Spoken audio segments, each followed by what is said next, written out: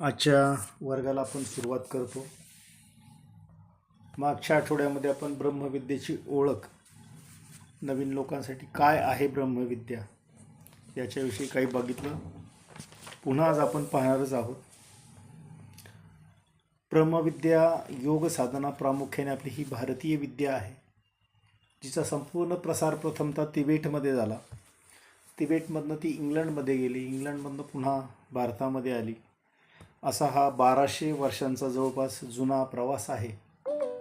आणि या प्रवासातून ही विद्या पुन्हा भारतामध्ये, महाराष्ट्रामध्ये, मुंबई, पुणे जिल्हा आणि इतरत्र ज्याला ज्याला जसं सुरू आहे तशा पद्धतीने या ब्रह्मविद्येचं कार्य चालू आहे. तर ब्रह्मविद्येचे दोन अर्थ आहेत. एक आध्यात्मिकदृष्ट्या जर आपण विचारात घेतला तर तो आहे ब्रह्माची ओळख करून घेणं, म्हणजे ह्या सृष्टीच्या मध्ये जो भाग आहे त्याच्याबरोबर आपल्या सृष्टीमधल्या प्रत्येक घटकाचा भाग आपल्या शरीरामध्ये सुद्धा आहे. मग या शरीरामध्ये जो भाग आहे त्याची ओळख करून घेणे म्हणजे आपल्या स्वस्वरूपाची ओळख करून घेणं.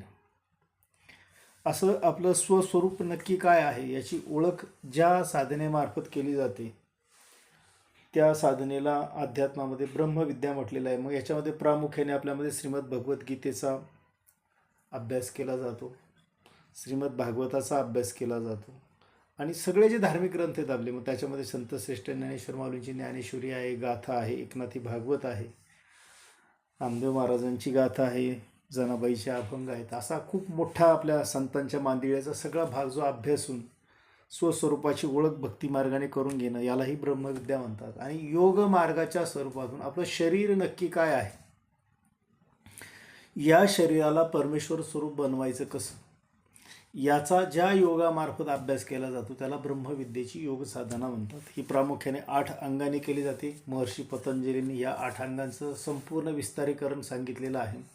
यम, नियम, आसन, प्राणायाम, प्रत्याहार, धारणा, ध्यान आणि समाधी ही त्याची 8 अंग आहेत. या 8 अंगांनी आपलं जीवन जर परिपूर्ण असेल तर जीवनामध्ये येणाऱ्या प्रत्येक दुःखाला सुखाला आपण समदृष्टीने सामोरे जातो, त्याचा आपल्यावर विपरीत परिणाम घडत नाही. अशी ही योग साधना आपल्याला प्रथमतः सुरुवातीच्या काळामध्ये शरीर निरोगी कसं ठेवायचं ते शिकवते. दुसरे शरीर निरोगी राहिले की आपलं मन निरोगी होतं, ते आपल्याला शिकायला मिळतं. आणि पुढच्या भागामध्ये आपण जे शिकतो ते प्रामुख्याने आपल्या स्वस्वरूपाची ओळख, म्हणजे आपलं मुख्य स्वरूप काय आहे. मी देह आहे, मी आत्मा आहे, याचं नक्की ज्ञान आपल्याला जी विद्या करून देते त्या विद्येचं नाव आहे ब्रह्मविद्या. मग अशी ही ब्रह्मविद्या सुरुवातीला आपण वैयक्तिक साधना म्हणून करू शकतो, त्याला व्यष्टी साधना अध्यात्म म्हणतात. आणि मग पुढे हीच विद्या तुम्ही शिकला तर समाजामध्ये जाऊन त्याचा प्रसार करणं त्याला समष्टी साधना म्हटलेलं आहे. आणि आत्ताचा जो काळ आहे हा समष्टी साधनेला अतिशय अनुकूल आहे. जितकी समष्टी साधना आपण वेगाने करू तेवढी आपली आध्यात्मिक प्रगती स्वस्वरूपाच्या ओळखीपर्यंत आपण जाणार. मग प्रामुख्याने याच्यामध्ये काय शिकवलं जातं, श्वास आणि विचार ही मनुष्य देहावर असताना जे महत्त्वाचे 2 घटक आहे की ज्याच्याकडे खूप महत्त्वाचे घटक आहे पण सर्वसामान्यपणे जगताना याच्याकडे पूर्ण दुर्लक्ष आहे. या 2 गोष्टींकडे आपल्याला प्रामुख्याने जाणीवपूर्वक लक्ष देण्याची कृती आणि 8 आध्यात्मिक श्वसन प्रकारामार्फत हे शरीर आणि मन दोन्ही गोष्टी एकाच वेळेला निरोगी करण्याची कला. मग ही कला आम्ही जे शिकलो ते गोदरेज कंपनीमध्ये सुरेश मुदलियार गुरुजी म्हणून होते, त्यांच्याकडनं आमच्यापर्यंत ही विद्या पोहोचली. हे गोदरेज कंपनीत विक्रोळीमध्ये कामाला असताना वयाच्या 40व्यापर्यंत, हे मुळात दक्षिणेचे, कुठलीही साधना नव्हती. वयाच्या 43व्या वर्षी हृदयामध्ये ब्लॉकेज सांगितलं, त्यावेळेच्या काळानुसार ओपन हार्ट सर्जरी सांगितली. आणि मग हे करण्यासाठी कसं करायचं म्हणून त्यांना कोणीतरी सुचवलं की हे योगाची साधना आहे, तुम्ही हे करून पहा. आणि मग मुदलियार गुरुजींनी त्यानुसार त्यावर विश्वास ठेवून ही साधना सुरू केली. आणि विशेष म्हणजे त्यांना खूप जबरदस्त फरक पडला याच्यामध्ये. आणि मग स्वतः त्यांनी या कंपनीच्या कामासोबत या संपूर्ण विद्या समाजाला शिकवण्यासाठी वाहून घेतलं. जवळपास 25 वर्ष त्यांनी गोदरेज कंपनीतून निवृत्त होईपर्यंत ठाणे, मुंबई आणि पुणे या 3ही ठिकाणी ब्रह्मविद्येचे विनामूल्य क्लासेस घेतले. त्याच्यामध्ये 3 प्रकारची साधना आहे. एक प्राथमिक साधना ज्याच्यामध्ये आता तुम्ही सगळे सहभागी आहात, ही केल्यानंतर तुम्हाला पुढची शिकायची असेल तर प्रगत ब्रह्मविद्या आहे, तो दुसरा टप्पा आहे. आणि पुढे जाऊन अगदीच तुम्हाला अगदी टॉपमोस्ट व्हायचं त्याच्यासाठी प्रदीपक हा तिसरा टप्पा आहे. अशा तिन्ही प्रकारचे वर्ग त्यांनी ठाणे, मुंबई आणि पुणे या ठिकाणी विनामूल्य घेतले आणि असंख्य लोकांच्या जीवनामध्ये आरोग्याची पेरणी त्यांनी केली. हे कार्य करत असताना त्यांच्याच मार्फत आदरणीय गुरुवर्य गुंजाळ गुरुजी आणि आदरणीय गारगोटे गुरुजी यांच्या मार्फत आम्ही प्राथमिक, प्रगत आणि प्रदीपक हे तीनही वर्ग आम्हाला त्यांच्याकडनं शिकण्याची संधी मिळाली. आणि या मार्गामध्ये पुढे जाताना साधारण 22 डिसेंबर 2016 साली आदरणीय मुदलियार गुरुजींनी आपल्या देहावरचं जीवन संपवलं आणि हे कार्य तसंच पुढे होण्यासाठी अनेक शिष्य जे तयार केले त्यांच्यामार्फत हे कार्य आज वेगवेगळ्या संस्थांमार्फत सुरू आहे. अशी ही जीवनाला अमूल्य वळण देणारी ब्रह्मविद्या शिकण्याच्या ठिकाणी सर्वांनी पाऊल ठेवलं, त्याबद्दल पुन्हा एकदा सरांचं स्वागत, अभिनंदन. ह्या मार्गावर जर चाललात तुम्ही तर निश्चित तुमच्या जीवनामध्ये तुम्हाला बदल अनुभवायला येणार. जो आम्ही अनुभवला तो तुम्ही अनुभवणार आहात. मग ब्रह्मविद्येचा जर विचार केला तर आपण मगाशी बघितलं होतं मागच्या आठवड्यात की यश शोधण्यासाठी आपण बाहेर प्रयत्न करतो. मग भौतिक जगामध्ये यश आपल्याला जर प्राप्त करायचं आहे तर जसं आपण बाहेर शोधतो तसा कधीही आपण शांत बसून विचार केला की माझ्या शरीरामध्ये मी घेत असलेलं अन्न, मी घेत असलेला श्वास आणि मी करत असलेला विचार याचा काय परिणाम होत असेल, याचा कधीतरी आपण आपल्या अंतर्भागामध्ये विचार केला. खूप धावपळ पळत असतो आपण आपल्या प्रत्येक व्यवहारातल्या गोष्टी पूर्ण करण्यासाठी. ते पळणं पण आवश्यक आहे, पण त्याचा परिणाम शरीरावर काय होतो याचा कधी आपण विचार केलेला आहे का? तर त्याच्याकडे आपलं दुर्लक्ष असतं आणि न कळत म्हणजे काही जीवनाच्या काळामध्ये आपल्याला अनुभवायला येतं. पूर्वीच्या काळी जो 40 नंतर आजार अनुभवायचा तो आज लोक 25-30 वयामध्ये वेगवेगळ्या प्रकारच्या व्याधी, अडचणी, त्रास अनुभवायला लागले. मग हे सुख आपल्याला बाहेर शोधण्यापेक्षा आपल्या आतमध्ये आहे जर याची जाणीव झाली आणि त्या सुखाच्या शोधामध्ये आपण जर बाहेर पडलो तर निश्चितपणे आपल्याला शारीरिक मानसिक शांतता प्राप्त होईल, जी आत्ताच्या काळामध्ये खूप दुर्मिळ झाली असं आपण म्हणूया. मग अशा ह्या दुर्मिळ साधनेच्या ह्याच्यावर तुम्ही पाऊल ठेवला आणि ही विद्या जर तुम्ही परिपूर्णपणे शिकत गेलात तर एका एका गोष्टीचं तुम्हाला आकलन होईल आणि हे आकलन तुम्हाला तुमच्या पूर्णत्वाकडे घेऊन जाणार आहे. कसं घेऊन जाणार आहे तर मागच्या आठवड्यात सांगितलं की आपल्या प्रत्येकामध्ये एक दैवी अंश आहे, ते देवाचं एक अंश आपल्यामध्ये आहे. परंतु तो अंश असा सुप्त अवस्थेत आहे कारण त्याला अजूनपर्यंत खतपाणी घातलं गेलं नाही आपल्याकडून. आणि ते न गेल्यामुळे काय झालं आपल्याला तर त्याला योग्य वाढ झालेली नाही. ही वाढ आपण ह्या साधनेमार्फत करणार. आपल्यामधलं जे दिव्यत्व आहे, जे सामर्थ्य आहे, हे सामर्थ्य आपल्याला कसं जागृत करायचं याचं ज्ञान या साधनेतून 16 आठवड्यात आपण घेणार आहोत. याचा प्रामुख्याने आपल्याला फायदा काय होणार तर पहिली गोष्ट, आपल्याला जर अनारोग्य म्हणजे आपण आजारी असू तो आजार दूर होईल. आपल्याला काही मानसिक अस्वास्थ्य असेल, मानसिक त्रास असेल तर तो दूर होईल. व्यावहारिक जीवनात येणाऱ्या अडचणी, उणिवा याच्यावर आपल्याला योग्य उपाय सापडतील. म्हणजे आपण चांगले विचार करून आपल्याला त्याचे बिनचूक उपाय सापडतील आणि त्याच्यावर आपण उपाय करून त्याच्यामुळे व्यावहारिक जीवन जगत असताना आपल्याला प्रत्येक गोष्टीमध्ये यश कसं मिळवायचं, धैर्य कसं टिकवायचं, क्षमता कशी वाढवायची, शक्ती कशी वाढवायची आणि या सगळ्यातून आपल्याला आनंदाच्या प्राप्तीकडे कसं जायचं, हा सर्व भाग आपल्याला ह्या साधनेतून समजणार आहे.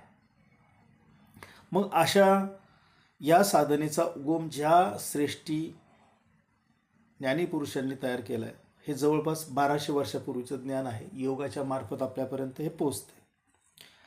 मग आपल्यामध्ये जी दैवी शक्ती आहे, जी परमात्म्याची शक्ती आहे, जी भगवंताची शक्ती आहे, याची ओळख करून घेण्यासाठी मला वाटतं सर्वजण तयार असाल अशी अपेक्षा करूया. आणि त्याच उदात्त भावनेने आपल्याला याच्यामध्ये उत्कटतेने हा सर्व विषय शिकण्यासाठी सर्वांनी अगदी आपल्या अंतर्मनापासून एकाग्र चित्ताने ऐकायचं. मग याच्यामध्ये शिकणार आहोत आपण सांगितलं 8 आध्यात्मिक श्वसन प्रकार, 1 प्राणायाम, त्याच्यानंतर ओंकाराची साधना, त्याच्यानंतर ध्यान साधनेचा थोडासा जो पार्ट आहे तो त्याच्यामध्ये येईल आणि त्याच्यानंतर 2 बोनस असे शिकणार होता की आपण एक उत्पादक श्वसन आणि सृजनशील तत्वाचं ध्यान. ह्या 2 गोष्टी याच्यामध्ये असा सर्व 16 आठवड्यामध्ये आपण शिकणार आहोत क्रमाक्रमाने. तर जी 8 श्वसन प्रकार जे शिकणार आहोत त्याची नावं सांगितली होती, तरी पुन्हा आता या आठवड्यात सांगणार आहे. आपण पहिला शिकणार आहोत की जो त्याचं काही थोडीशी ओळख किंवा एक त्याचा व्हिडिओ मी सर्वांना पाठवला, आजही परत पाठवला आहे. स्मरणवर्धक श्वसन प्रकार त्याच प्रकाराचं नाव आहे. लक्षात ठेवायचं, कारण हे श्वसन प्रकाराची नावं तुम्हाला पाठ करायची आहेत. का पाठ करायची? तर ज्या भावनेमध्ये जाऊन तुम्हाला त्याची कृती करायची, तो विषय तुमचा पाठ असला पाहिजे. मग त्या श्वसन प्रकाराचं नाव आहे स्मरणवर्धक श्वसन प्रकार. नावावरनं लक्षात येतं की याचा काय फायदा होणार आहे. तर आपल्या स्मृतीमध्ये जे काही वाढत्या वयानुसार विसरपणाचा जो कमी होतो तो आपल्याला यातून दूर करायला याची मदत होते.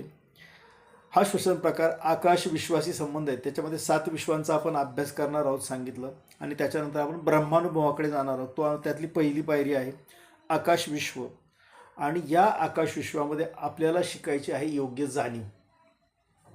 आणि या जाणीवेचा पहिल्या पायरीचा परिणाम असणारे आपल्या मनामध्ये निर्माण होणारी संतोषाची अवस्था, असा हा पहिला श्वसन प्रकार आहे. त्यानंतर दुसरा श्वसन प्रकाराचं नाव आहे चैतन्यदायक श्वसन प्रकार. हा श्वसन प्रकार प्रकाश विश्वाशी संबंधित आहे. या ठिकाणी आपण शिकणार आहोत जीवनामधला योग्य निश्चय, आणि हा योग्य निश्चय आपल्यामध्ये कृतज्ञता निर्माण करणार आहे. त्यानंतर आपण शिकणार आहोत तिसरा श्वसन प्रकार, त्याचं नाव आहे प्रेरणादायक श्वसन प्रकार. आता नावावरनं याचा अर्थ लगेच लक्षात येतो. हा खनिज विश्वाशी संबंधित आहे. या ठिकाणी तिसऱ्या पायरीमध्ये आपण शिकणार आहोत योग्य भाषण. योग्य भाषण म्हणजे काय? आपला प्रश्न एखाद्याकडे मांडायचा असतो तर योग्य शब्दामध्ये कसा मांडायचा, योग्य संभाषण कसं करायचं, हे आपण शिकणार आहोत. ही आपली तिसरी पायरी असणार आहे. या सृष्टीतल्या प्रत्येक घटकाविषयी आपल्या मनामध्ये कृतज्ञतेचा भाव कायम टिकला पाहिजे, याकडे आपण सातत्याने पाहणार आहोत. यानंतर शिकणार आहोत चौथा श्वसन प्रकार, शारीरिक पूर्णत्व श्वसन प्रकार. याच्यातून अर्थ लगेच ध्वनित होतो. हा आहे वनस्पती विश्वाशी संबंधित, आणि या ठिकाणी आपल्याला शिकायचं की समाजामधलं आपलं वर्तन योग्य कसं असलं पाहिजे. योग्य वर्तन आपण शिकणार आहोत, आणि ह्या योग्य वर्तनातून आपल्यामध्ये जो प्राण आहे, जी चेतना आहे, त्याची ओळख आपल्याला करून घ्यायची. ही आहे आपली चौथी पायरी. पाचवी पायरी आहे चुंबकीय स्पंद श्वसन प्रकार. आता हे लक्षात येईल, आपल्या शरीरामध्ये एक मॅग्नेटिक फील्ड आहे, आपण त्याला मराठीमध्ये चुंबकीय स्पंद म्हणतात. हा प्राणी विश्वाशी संबंधित आहे. या ठिकाणी ही पाचवी पायरी आपल्या जीवनामध्ये आपल्याला योग्य दिशेने प्रयत्न कसं करायचे, योग्य प्रयत्न कसं करायचं हे शिकवणार आहे. आणि या ठिकाणी आपल्या जीवनाला एक नाद असावा. नाद म्हणजे काय?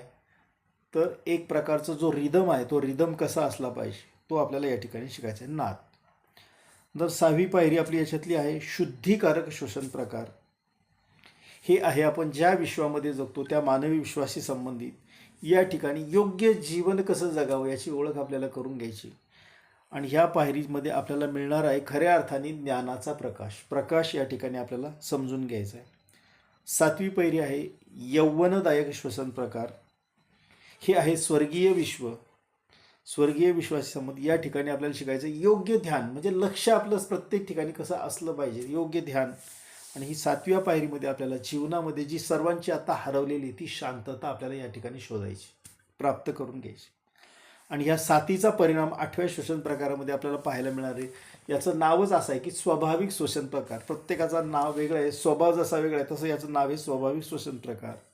या ठिकाणी आपल्यात जो परमात्मा चेतनेच्या रूपाने राहतो त्या परमात्म्याची ओळख आपल्याला करून घ्यायची. ही आपली साधनेची शेवटची आणि आठवी पायरी असणार आहे अष्टांग योगाची. आणि या ठिकाणी आठव्या पायरीमध्ये जो ब्रह्मानुभव आहे त्याची अनुभूती आपल्याला घ्यायची. आता हा ब्रह्मानुभव काय? तर मी ब्रह्म आहे. मग कसं ब्रह्म आहे? तर त्या ब्रह्माची प्रचिती मला कशी येणार आहे याचा अनुभव मला घ्यायचा आहे. मग ह्या प्राप्तीमधून पुढे जाताना मी 8 पायऱ्यांनी मी जाणार आहे. मग याच्यामध्ये शिकणार आहोत आपण एक प्राणायाम, ओंकाराची साधना, ध्यान, उत्पादक श्वसन आणि सृजनशील तत्वाचं ध्यान. आता ही सृजनशीलता म्हणजे पृथ्वीमध्ये जी सृजनशीलता आहे ती प्रत्येकाला सहन करून आपल्यामध्ये सामावून घेते. ही सृजनशीलता नक्की काय आहे? हे सृजनशील प्रत्येकामध्ये कार्यरत आहे. तुम्ही साधना करा, करू नका, मग त्या कार्याची ओळख आपल्याला करून घ्यायची. मग मागच्या आठवड्यामध्ये मी विचारलेला प्रश्न पुन्हा सर्वांना विचारणार आहे की मी कोण, याच्याविषयी कधी कोणी विचार केलेला आहे? जुने लोक माहिती आहे त्यांनी थोडंसं शांत राहायचं. जे नवीन आहेत त्यांनी मी कोण या प्रश्नाचं उत्तर थोडंसं देण्याचा प्रयत्न करायचा. तुम्ही बोललात तर आणखीन वेगवेगळ्या विषयातून आपल्याला हे मार्गदर्शन खुलणारं होणार आहे. कोण सांगतंय? मी नक्की कोण आहे असं आपल्याला वाटतं. आत्ता जी आपली असेल ती, आणि 16 आठवड्यानंतर मग मी कोण याची ओळख आपण नंतर करून घेणार आहोत.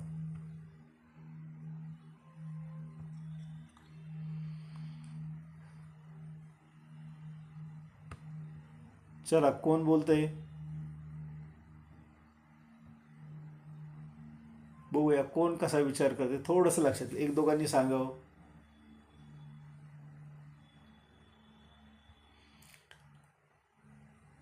कोण प्रयत्न करते बघूया.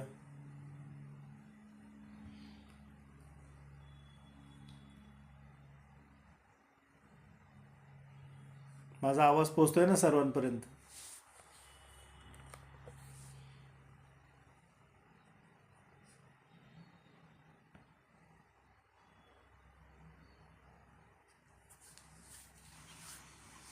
चला, कोण नमस्ते सांगा. सर. हा, सांगा. हा, मी माधवी.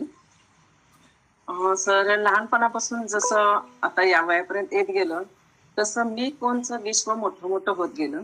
लहानपणी फक्त माहित होतं की आपलं घर आहे, घराच्या भोवती 4 घरं आहेत, गाव आहे. जसं जसं बुद्धी वाढत गेली, शिक्षण वाढत गेलं, तसं कळालं की आपण एका राज्यात राहतो, देशात राहतो.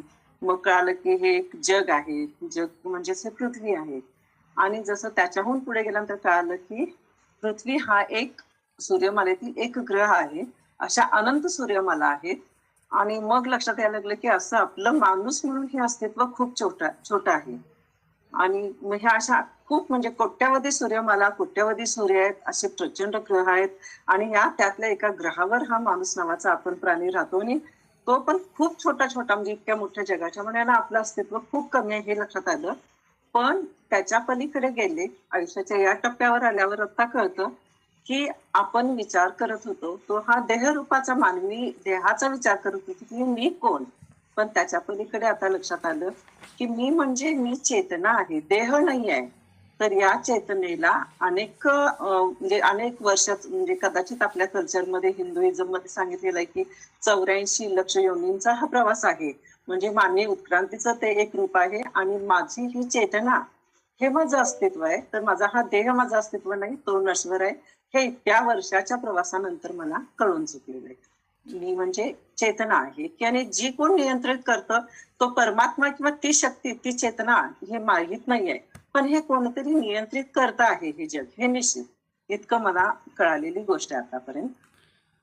बरोबर सांगितलं तुम्ही. टप्प्याटप्प्यामध्ये आपण लहानपणापासून तर पुढे कसं क्षेत्र विस्तारात गेलं हे बरोबर सांगितलं तुम्ही. आता एक छोटासा प्रयोग सर्वांसाठी. सर्वांनी डोळे बंद करायचे. जिथे आहात तिथे सर्वांनी डोळे बंद करायचे.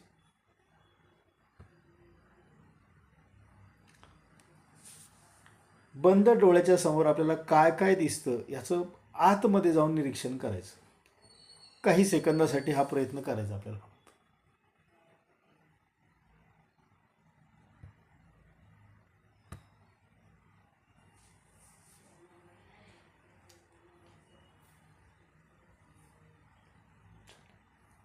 डोळे उघडायचे. कोणाकोणाला काय जाणवलं सांगायचं.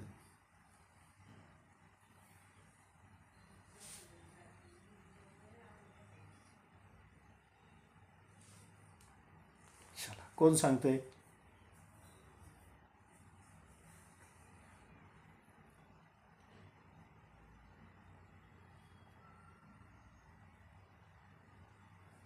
कोणालाच काही जाणवलं नाही?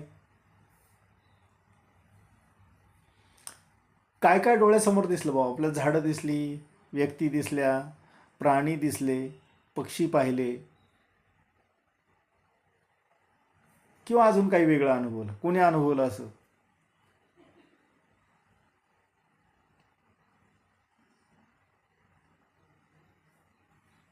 चला, आपल्याला 5-6 विषय संपवायचे आज. संपवायचे म्हणजे संपवायचे नाही तर समजून घ्यायचे व्यवस्थित, म्हणजे घाई नाही झाली पाहिजे आपल्याला. बंद डोळ्यांच्या समोर कोणी काय अनुभवलं? आणि किंवा काहीच अनुभवायला आलं नसेल तरी तसं पण सांगू शकतो की नाही, आम्हाला काही अनुभवायला आलं नाही. आम्ही बोललं तर चालेल का?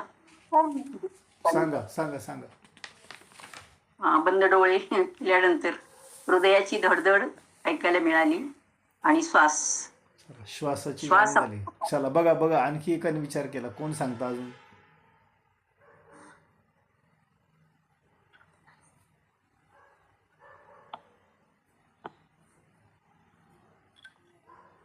माझ्या आवडत्या व्यक्ती सगळ्या माझ्या डोळ्यासमोर आल्या. आवडत्या व्यक्ती आल्या बघा, हे पण सांगितलं.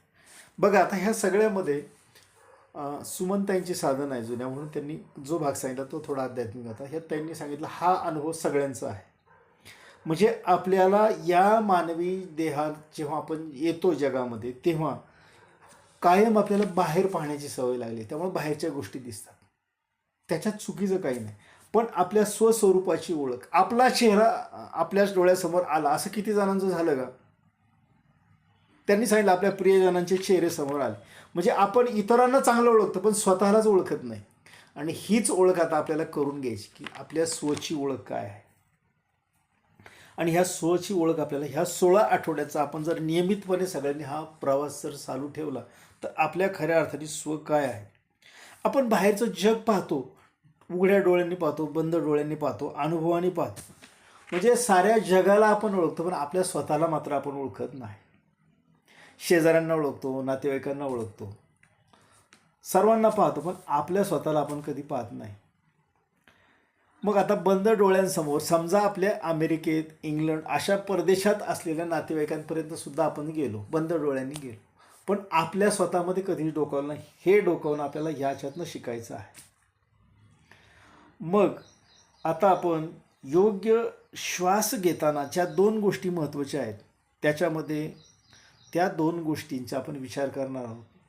मागच्या आठवड्यात प्रश्न विचारला होता जे की शरीरामधला सर्वात महत्त्वाचा अवयव कोणता, तेव्हा वेगवेगळी उत्तरं आली होती. आता मीच सांगणार आहे, आपण वेळ नाही घालत. पहिलं सर्वात महत्त्वाचा शरीराचा अवयव आहे आपली फुफ्फुसं. दोन्ही फुफ्फुसं जितकी सक्षम तेवढं आपलं आरोग्य खूप चांगलं. आणि त्याच्यानंतर शरीरातला महत्त्वाचा दुसरा अवयव आहे आपलं हृदय. हृदय काय करतं? हृदयाचं कार्य शरीरामध्ये रक्ताची निर्मिती झाल्यानंतर ते येतं, शुद्ध रक्त करतं आणि संपूर्ण शरीरामध्ये पसरवण्याचं काम करतं. अतिशय महत्त्वाचं शरीरातलं हे काम आहे. जर रक्त पोचलं नाही शरीरामध्ये तर त्याच्यापासून मग आपल्याला किती त्रास होतो आपल्याला अनुभव आहे. परंतु हे रक्त पोहोचवण्यासाठी ज्याची गोष्ट आवश्यक आहे, जी प्राणशक्ती कार्य करते, ती आपल्या फुफ्फुसामार्फत कार्य करते. त्यामुळे फुफ्फुस जर सक्षम असेल तर हा रक्तपुरवठा योग्य होतो. म्हणून हृदयापेक्षा सर्वात महत्त्वाचा अवयव आहे फुफ्फुस. हे फुफ्फुस काय करतं? आपण घेत असलेला श्वास आतमध्ये नेतं, त्याचं प्राणशक्तीमध्ये रूपांतर करतं आणि ही प्राणशक्ती आपल्या शक्तीमार्फत सगळ्या रक्ताच्या माध्यमातून सरळ शरीरामध्ये फिरते. नुसतं रक्त फिरलं तर चेतना नाही येणार, पण ते प्राणशक्तीसह फिरलं तर चेतना राहते त्याच्या. म्हणून आपला श्वास योग्य असला पाहिजे. ज्या साधनेकडे आपण येतो त्या साधनेकडे आपण आता हळूहळू येतो. अशा ह्या 2 गोष्टींच्या महत्त्वाच्या विचारानंतर लक्षात ठेवायचं की आपलं शरीर म्हणजे हा हृदयाचा एक मोठा पंप आहे. तो सातत्याने काम करतो आणि रक्तपुरवठ्याला शुद्धीकरण करून आपल्या शरीरामध्ये सर्वत्र त्या पंपाद्वारे पाठवतो. या पंपाचं कार्य जर मंदावलं तर आपण त्याला हृदयरोग झाला असं म्हणतो. त्याचप्रमाणे फुफ्फुसाचं कार्य मंदावलं तर दम्यासारख्या रोगाचा आपल्याला त्रास होतो. मग ह्या दोन्ही गोष्टींपासून आपल्याला लांब राहायचं, आपलं शरीर निरोगी कार्यरत ठेवायचं, तर श्वास हा आपला अत्यंत गरजेचा आहे. श्वासामार्फत आपण आपल्या शरीरामध्ये अन्न, प्राणवायू शरीरामध्ये घेतो. आता लक्षात असं येईल की श्वासामार्फत अन्न कसं घेतो? अन्न तर अन्ननलिकेतून जातं आपल्या. पण ह्या अन्नाला जर श्वासाची जोड म्हणजे प्राणशक्तीतून जर ते गेलं नाही तर त्या अन्नाला फारशी किंमत उरत नाही. कारण या श्वासाच्या प्राणशक्तीमार्फतच आपल्या शरीरामध्ये या घेतलेल्या आपण अन्नातून त्याचं रूपांतर सप्तधातूंमध्ये होतात. जे सप्तधातू आपल्या शरीराला निरोगी ठेवण्याचं काम करतात. जर हे संतुलित राहिले तर आपलं शरीर निरोगी राहतं. म्हणून श्वास हा खूप महत्त्वाचा आहे, ज्याला आपण प्राणवायू म्हणतो. मग ह्या प्राणवायूचं लक्ष आपलं त्याच्याकडे अजिबात नसल्यामुळे आपण आजारी पडतो. मग मागच्या आठवड्यात मी एक प्रश्न विचारला होता की सर्वसाधारण व्यक्ती श्वास किती टक्के घेते आणि किती टक्के घ्यायला पाहिजे? किती घेतो आपण सर्वसाधारणपणे श्वास? 25 ते 30%. 25 ते 30% मागच्या आठवड्यामध्ये सांगितलं होतं. मग आपल्याला श्वास किती घ्यायला पाहिजे? 100% घ्यायला पाहिजे. मग किती प्रमाणात आपण कमी श्वास घेतो? मग मला 100% श्वास न घेतल्यामुळे मी 25 ते 30% मोठ्या व्यक्तींचं सांगतो. लहान बाळाचा श्वास मागच्या वेळेला उदाहरण दिलं होतं. 4 ते 6 महिन्याच्या बाळाचा जर आपण विचार केला तर ते श्वास कसं घेतं?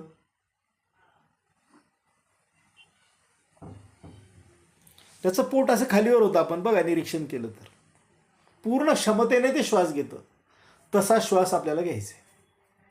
आता ही प्रक्रिया आपल्याकडनं जसं जसं वय वाढत गेलं तसं तसं तसं आपला श्वास कमी होत गेला. आपण 25 ते 30% श्वास आत घ्यायला लागलो, सोडायला लागलो.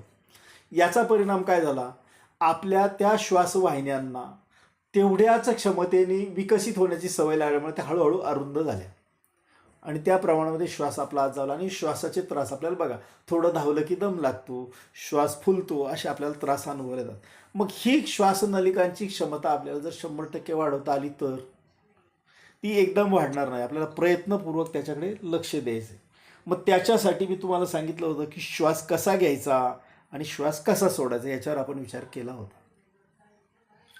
कोण सांगेल काय सांगितलं होतं?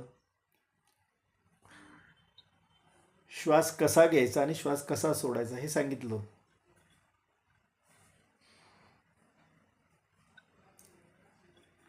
मागच्या आठवड्यात जे होते त्यांच्यापैकी कोणी सांगा, जे आज नवीन प्रथम आले त्यांचा विषय सोडून द्या. दीर्घ घ्यायचा आणि दीर्घ सोडायचा.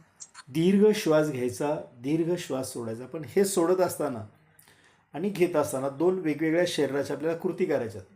श्वास घेताना आपल्याला तोंडाचा चंबू करायचा आहे, परंतु श्वास नाकाने घ्यायचा आहे श्वास घेताना. आणि श्वास सोडताना दातावर दातपुडसे ठेवायचे, दाताच्या फटीतनं उच्छ्वास करायचा आहे. जितका जोरात, किती जोरात? तर महिलांनी घरामध्ये कुकर लावल्यानंतर एकदा त्याला प्रेशर येतं आणि ज्याप्रमाणे शिट्टी वाजते त्याप्रमाणे त्याचा आवाज आला पाहिजे. आणि ही कृती करताना पहिल्यांदा उच्छ्वास करायचा आणि मग श्वास घ्यायला सुरुवात करायची. हे कायम लक्षात ठेवायचं, हे लिहून पण ठेवा. मग पहिला उच्छ्वास आणि मग श्वास. त्याच्यासाठी उदाहरण दिलं होतं. आपण एखाद्या ठिकाणी गेलो, पाणी प्यायचं, एखादं भांडं आहे, त्या भांड्यामध्ये पाणी आहे थोडंसं, तर आपण काय करतो? ते पाणी पहिलं टाकून देतो, ग्लास स्वच्छ विसळतो, पुन्हा आपण नवीन पाणी घेतो आणि मग पाणी पितो. त्याचप्रमाणे पहिला शरीरामध्ये जो काही कार्बन डायऑक्साईडचा भाग असेल तो उच्छ्वासाने बाहेर काढायचा, दीर्घ श्वास घ्यायचा 100% आतमध्ये, दीर्घ श्वास, आणि हाच दीर्घ पद्धतीने दाताच्या फटीवाने सोडायचा. याचं प्रात्यक्षिक पण आपण केलं होतं, आज पण करणार आहोत. फक्त आता शाब्दिकरित्या आपण सगळं समजून घ्या. आता आपल्या याच्यात शिकलो आपण, हृदयाचं कार्य शिकलो, फुफ्फुसांचं कार्य शिकलो, श्वसन प्रकारांची नावं शिकलो. असं एक एक शिकत असताना आता आपल्याला महत्त्वाचं भाग आहे की प्रत्येक व्यक्ती दिवसभरात किती श्वास घेते हे पण मागच्या वेळेला सांगितलं होतं. किती श्वास घेते प्रत्येक व्यक्ती? साधारण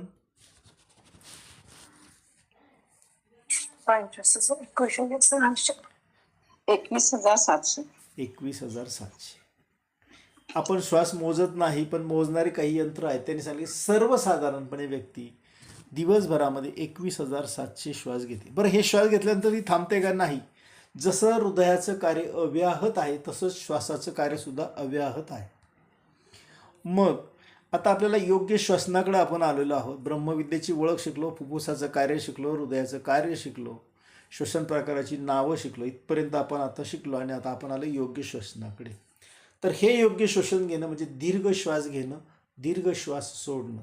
आणि हे सोडत असताना श्वास जो सराव आपण 8 आध्यात्मिक श्वसन प्रकारांचा करणार आहोत त्याच्यामध्ये हा श्वास घेताना नाकाने घ्यायचा आहे, लिहून ठेवायचा, आणि सोडताना मात्र आपल्याला तोंडाने सोडायचा. आणि इतर वेळेला हळूहळू हा श्वास आपला दीर्घ पद्धतीने होईल या दृष्टीने आपल्याला लक्षात द्यायचं आहे. मग श्वास घेण्याची प्रक्रिया आहे ती ब्रह्मविद्येने सांगितल्याप्रमाणे आपण जेवढा श्वास आत घेतो तेवढा सुद्धा संपूर्णपणे बाहेर गेला पाहिजे. जर तो नाही गेला तर काय होईल? कधी विचार केला आपण? जेवढा श्वास घेतला, असं धरा मी 80% श्वास आत घेतला तर मी 80% बाहेर टाकला पाहिजे. मग मी काय केलं, समजा घेतला 80% आत आणि सोडला 60% बाहेर, तर 20% जर आतच राहिला तर काय होईल? तर हा 20% श्वास आत आल्यानंतर प्राणशक्तीचं रूपांतर झाल्यानंतर त्याचा वापर झाल्यानंतर त्याचं कार्बन डायऑक्साईडमध्ये रूपांतर होतं आणि हे कार्बन डायऑक्साईड शरीराला आपल्याला अनावश्यक असतं म्हणून आपण ते उच्छ्वासावाटं बाहेर टाकत असतो. ते जर तसंच आतमध्ये साचत राहिलं तर शरीरामध्ये विजातीय पदार्थ आपोआप तयार होतात, ज्याला आपण टॉक्सिन्स म्हणतो शरीरामध्ये, आणि हे टॉक्सिन शरीरामध्ये वेगवेगळे आजार व्याधी निर्माण करतात. ते आपल्याला नको असेल तर जेवढा श्वास घेतला तेवढा श्वास पूर्णपणे बाहेर टाकायला शिकायचा. हे आपल्याला ब्रह्मविद्या शिकवते आणि हळूहळू हा श्वास आपल्याला 100% पोचवायचा आहे. महिनाभरामध्ये आपला ब्रह्मविद्येची साधना आपण जर कंटिन्यू करायचा संकल्प केला. एक फॉर्म पाठवला होता सगळ्यांना, काही जणांची नावं आली, त्याच्यामध्ये काही जणांनी सुंदर माहिती भरून पाठवली. त्याचा उद्देश हा होता, जर तुम्हाला काही त्रास असेल तर श्वसन प्रकार करताना तुम्हाला काय बदल करून करायचे याच्यासाठी ते फक्त होतं. आणि तुम्ही कुठून आहात, कोणत्या गावातनं, तुमचं वय काय, तर वय कुठल्या वयाला कशा पद्धतीने केलं तर ते सूट होतं हे सगळं कळण्यासाठी फक्त त्याचा उद्देश आहे, लक्षात ठेवायचं.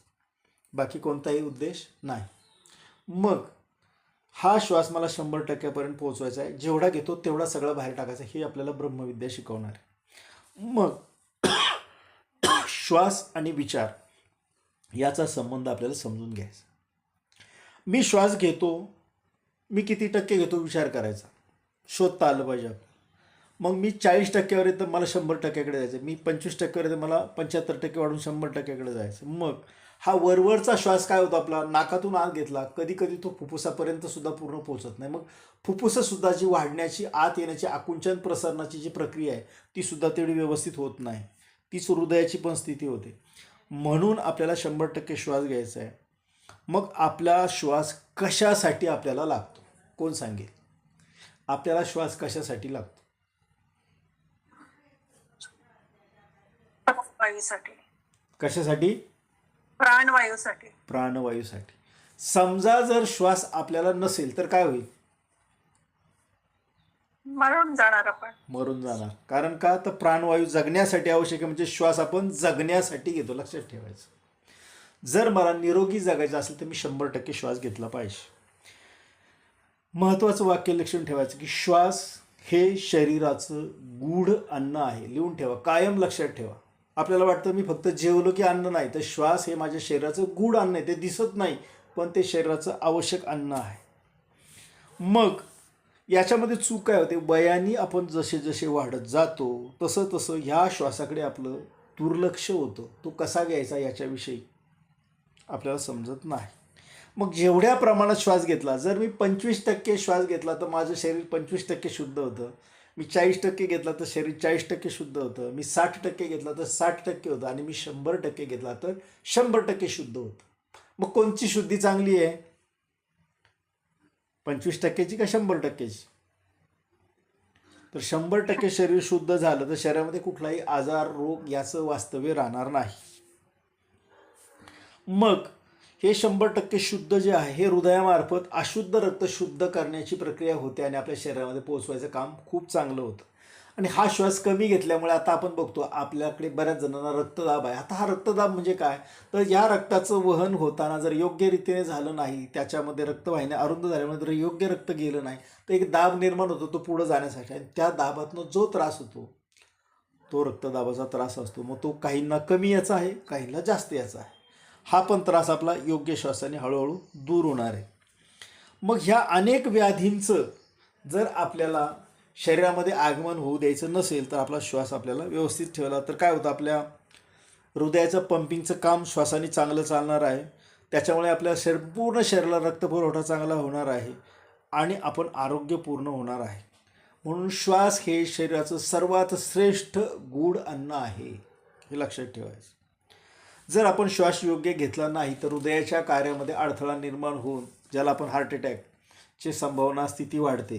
मग योग्य श्वासाने ती सुद्धा कमी व्हायला होते. हे झालं श्वासाचा विचार. आणि मग विचाराचा विचार आहे. ब्रह्मविद्येच्या साधनेमध्ये श्वासाबरोबर योग्य विचार करणं हा श्रेष्ठ मानलेला आहे. ह्या विचाराकडे आपल्याला यायचं. जर आपण सातत्याने नकार विचार करायला लागतो आपल्या पेशी मरतात. लक्षात ठेवा, शरीर हा आपल्या अनेक घटकांच्या पेशींचा समूह आहे. जर नकारात्मक विचार तुम्ही सारखे सारखे करत राहिला तर शरीराच्या चांगल्या काम करणाऱ्या पेशी मरतात आणि मग आपलं बघा जो सातत्याने काळजी चिंतेत आहे त्याचं शरीर किती अन्न घेतलं त्याने तर अंगी लागत नाही आपण ज्याला म्हणतो तो कधीही सुधारलेला दिसत नाही. म्हणून योग्य विचार या ठिकाणी खूप महत्त्वाचा आहे. हा हे योग्य विचार आपलं संपूर्ण जीवन घडवू शकतात आणि हे जीवन जर आपल्याला घडवायचं असेल तर योग्य विचाराकडे आपल्याला आलं पाहिजे. योग्य श्वास आणि योग्य विचार ह्याचा ब्रह्मविद्या योग साधनेचा हा पाया आहे. मग जो विचार आपण करतो तो आपल्या आतमध्ये असतो म्हणून तो बाहेर व्यक्त होतो. मग आपल्याला जशी विचार करायची सवय लागते तसं आपलं शरीर बनतं. बघा समजा जर एकाने सातत्याने विचार केला मला गायक व्हायचं आहे आणि काहीच प्रयत्न केले नाही तर तो गायक होईल का? पण एखाद्याने विचार केला मला गायक व्हायचं आणि त्या दृष्टीने रियाज करणं गुरुकडं जाणं ती साधना करणं हे जर सातत्याने केलं तर काही दिवसात त्याची प्रगती दिसेल तो गायक झालेला दिसेल. एखाद्याने मनात विचार केला मग खूप श्रीमंत व्हायचं आहे मला आणि त्या दृष्टीने त्याने प्रयत्न सुरू केले तर तो श्रीमंत पण होईल.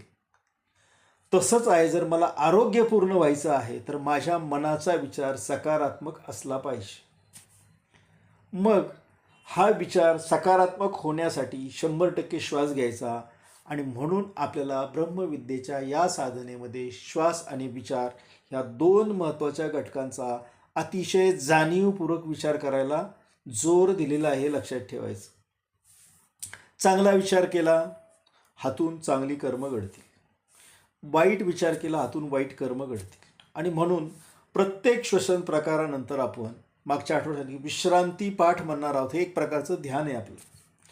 आणि श्वसन प्रकार जे करणार आहोत ते शरीराच्या आरोग्यासाठी करणार आहोत. आणि विश्रांती पाठ हे आपले मन आणि बुद्धी सशक्त व्हावी म्हणून आपण हे सगळे श्वसन प्रकार करणार आहोत. मग आता आपल्याला शिकायचं आहे की हा श्वास आणि उच्छ्वास मला माझ्यासाठी किती योग्य आहे तो मी शिकणार आहे. तर सुरुवातीला सर्वांनी सांगितलं होतं की उच्छ्वास करताना दातावर दात पुढचे ठेवायचे, दाताच्या फटीतनं दीर्घ उच्छ्वास करायचा. हा दीर्घ उच्छ्वास किती जोरात करायचा तर तुमच्या शरीरामध्ये जेवढा कार्बन डायऑक्साईड साचलेला असेल तो सर्वच्या सर्व बाहेर निघून गेला पाहिजे. अशा पद्धतीने उच्छ्वास करायचा. मग हा उच्छ्वास शरीरातले सर्व टॉक्सिन्स बाहेर काढून टाकेल आणि मग तुम्हाला नाकावाटे शुद्ध 100% हवा घेऊन शुद्ध श्वास आत घ्यायचा आहे आणि शरीराचा श्वास हा इतका खोलवर न्यायचा आहे की आपलं नाभिस्थान जे आहे ज्याला योग सांगतं आणि व्यवहारात आपण त्याला बेंबी म्हणतो इथपर्यंत हा श्वास सुरुवातीला जाणवला पाहिजे. आणि मग ह्या श्वासाची खोली जशी जशी वाढत जाईल तशी तशी हा श्वास आपल्याला आपल्या शरीरामध्ये जी 7 महत्त्वाची चक्र आहेत त्यातील सर्वात पहिलं चक्र खाली आपल्या गुदद्वाराच्या जवळ आहे ते आहे मूलाधार चक्र.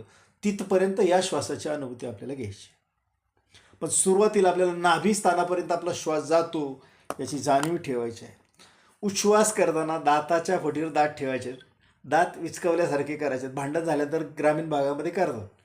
बघा आता मी माझ्या स्क्रीनवर सगळ्यांनी लक्ष द्या. दातावर दात ठेवले पुढचे, तोंड विचकवलं, दाताच्या फटीतनं मी उच्छ्वास करणार आहे. दीर्घ करताना आवाज पण होणार आहे.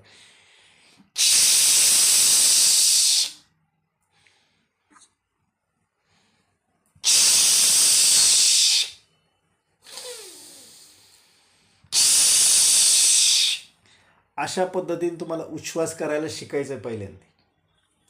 आणि हा उच्छ्वासाचा सराव झाल्यानंतर आपल्याला तोंडाचा चंबू करायचा.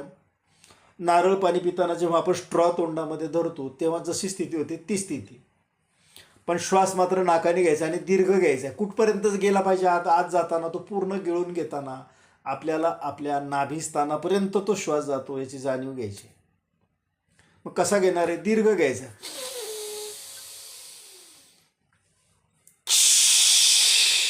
घेतलेला सोडला. पुन्हा मी घेतो.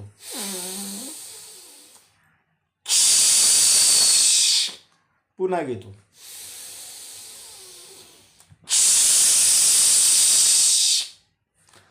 अशा पद्धतीने श्वास घ्यायचा आहे आणि श्वास आपल्याला सोडायचा आहे.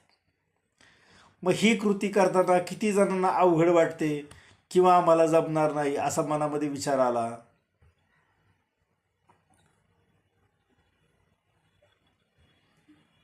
कोण सांगते? नाही, छान आठवड्याभर चांगलं करता आलं. करता आलं. ज्यांनी ज्यांनी सराव केला त्यांनी अनुभव सांगा. आता ठीक आहे, चला चला, रेवतीताईंनी सांगितलं की त्यांनी आठवडाभर त्यांना हे करता आलं. म्हणजे सरावाने हळूहळू आपलं शरीर सक्षम व्हायला सुरुवात होते. आता असा सराव मागच्या आठवड्यात जे होते त्यांच्यापैकी किती जणांनी केला?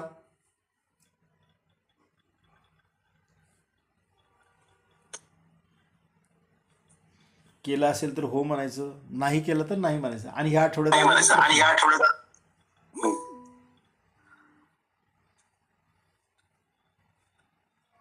कोणी कोणी केला?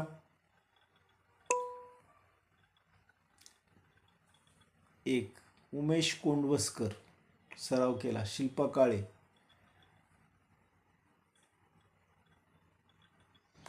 केला असेल तर आपल्याला त्रासदायक वाटलं, चांगलं वाटलं, असं काही सांगायचं असेल तर सांगू शकता. आणि रोज करायचा हा सराव, एकदाच नाही तर आठवड्याभर रोज करायचा आहे आपल्याला. कारण जसं जेवायला आपल्याला रोज लागतं 2 वेळेला, तसं सरावसुद्धा आपल्याला करता आलं पाहिजे. आणि किती वेळा करू शकता? आपलं शरीर जर सक्षम असेल तर आपण किती वेळा हा सराव करू शकतो?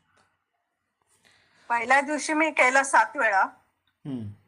20, 14, 21, 35 असं वाढवत गेले. खूपच आणि छान प्रगती पहिल्या केली. वेळेस मला खूप घाम आला, पण नंतर एकदम फ्रेश वाटलं. उष्ण शरीर झालं. ज्यांनी ज्यांनी सराव केला आपलं शरीर प्रथमतः उष्ण होतं. आता उष्ण का होतं? तर शरीर आपलं मूळ ऊर्जेचा स्रोत आहे, लक्षात ठेवा. जी ऊर्जा आपल्याला काम करायला शक्ती देते त्याला ऊर्जा असते. त्या ऊर्जा आपण नव्याने निर्माण करत नाही. आपल्या जन्माबरोबर आपण ऊर्जा घेऊन आलेलो आहोत. मग ही ऊर्जा जितकी सक्षम तितकं आपलं शरीराचं कार्यसुद्धा सक्षम. मग ही ऊर्जा किंवा ही जी शक्ती आहे हा आपला लाईफ फोर्स आहे. मग हा आपल्याला योग्य मार्गाने नेला तर तो आपल्याला चांगली शक्ती प्रदान करणार आहे. मग ह्या चांगल्या शक्तीशी आपल्याला जुळून घेण्यासाठी हा श्वसन प्रकार आपल्याला करायचा आहे. मग ऊर्जेचा बाह्य सरावामधला सर्वात मोठा स्रोत कुठला आहे ऊर्जेचा? सर्वात मोठा स्रोत कुठला? ऊर्जेचा बाह्य स्वरूपाचा स्रोत कोणता? सूर्य. सूर्य. सूर्य हा आपल्याला ऊर्जा पुरवतो, आपल्याला म्हणजे संपूर्ण सृष्टीला पुरवतो. मग ही ऊर्जा जशी बाह्य आहे तसाच आपल्यामध्ये एक सूर्य आतमध्ये आहे. त्याला आपण अग्नी म्हणतो योगाच्या भाषेमध्ये. तर हा अग्नी आपल्याला या साधनेने जागृत करायचा आहे आणि आपल्या स्वस्वरूपाच्या ओळखीकडे आपल्याला जायचं आहे. मग श्वास घेणे, श्वास सोडणे ह्या प्रक्रिया आपल्याला अतिशय जाणीवपूर्वक करायच्या आहेत.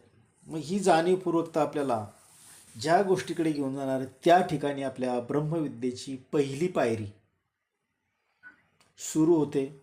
आध्यात्मिक श्वसन प्रकाराचा पहिला भाग सुरू होतो. स्मरणवर्धक श्वसन प्रकार, आकाश विश्वासी संबंधित या ठिकाणी शिकणार आहोत आपण योग्य जाणीव. आणि ही आहे आपली अष्टांग राजमार्गातली पहिली पायरी, संतोष. या अवस्थेला आपण असं मनात सगळं म्हणायचं आहे.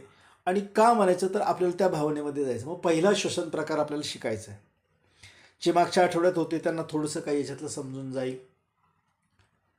हा श्वसन प्रकार करताना तुम्हाला एका स्टूलवर, खुर्चीवर तत्सम अशा कडक जागेवर बसायचे. पायामध्ये टाचा जुळून बसायचे. ज्यांनी व्हिडिओ बघितला त्यांना कृती लक्षामध्ये येईल. ह्या श्वसन प्रकारातून आपण जे जे शिकणार आहोत ते शिकताना आपल्याला अतिशय महत्त्वाचा भाग शिकणार की आपला मानेचा जो व्यायाम आहे. तर ह्याच्यामध्ये आता मागच्या आठवड्यात मी सांगायचं राहिलो होतो, ह्यावेळेला सांगतो की जर कोणाला मानेचा मणक्यांचा त्रास आहे का, असं कोणी आहे का सांगा. म्हणजे त्याला वेगळी कृती मला सांगायला. कोणाला त्रास आहे का मणक्यांचा?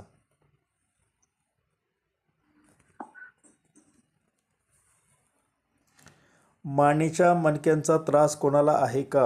हो सर, मला आहे. मग त्यांनी ही मान जी खालीवर करण्याची कृती आपण आता शिकणार आहोत ती करताना थोडीशी काळजी घ्यायची. ती मी करताना सांग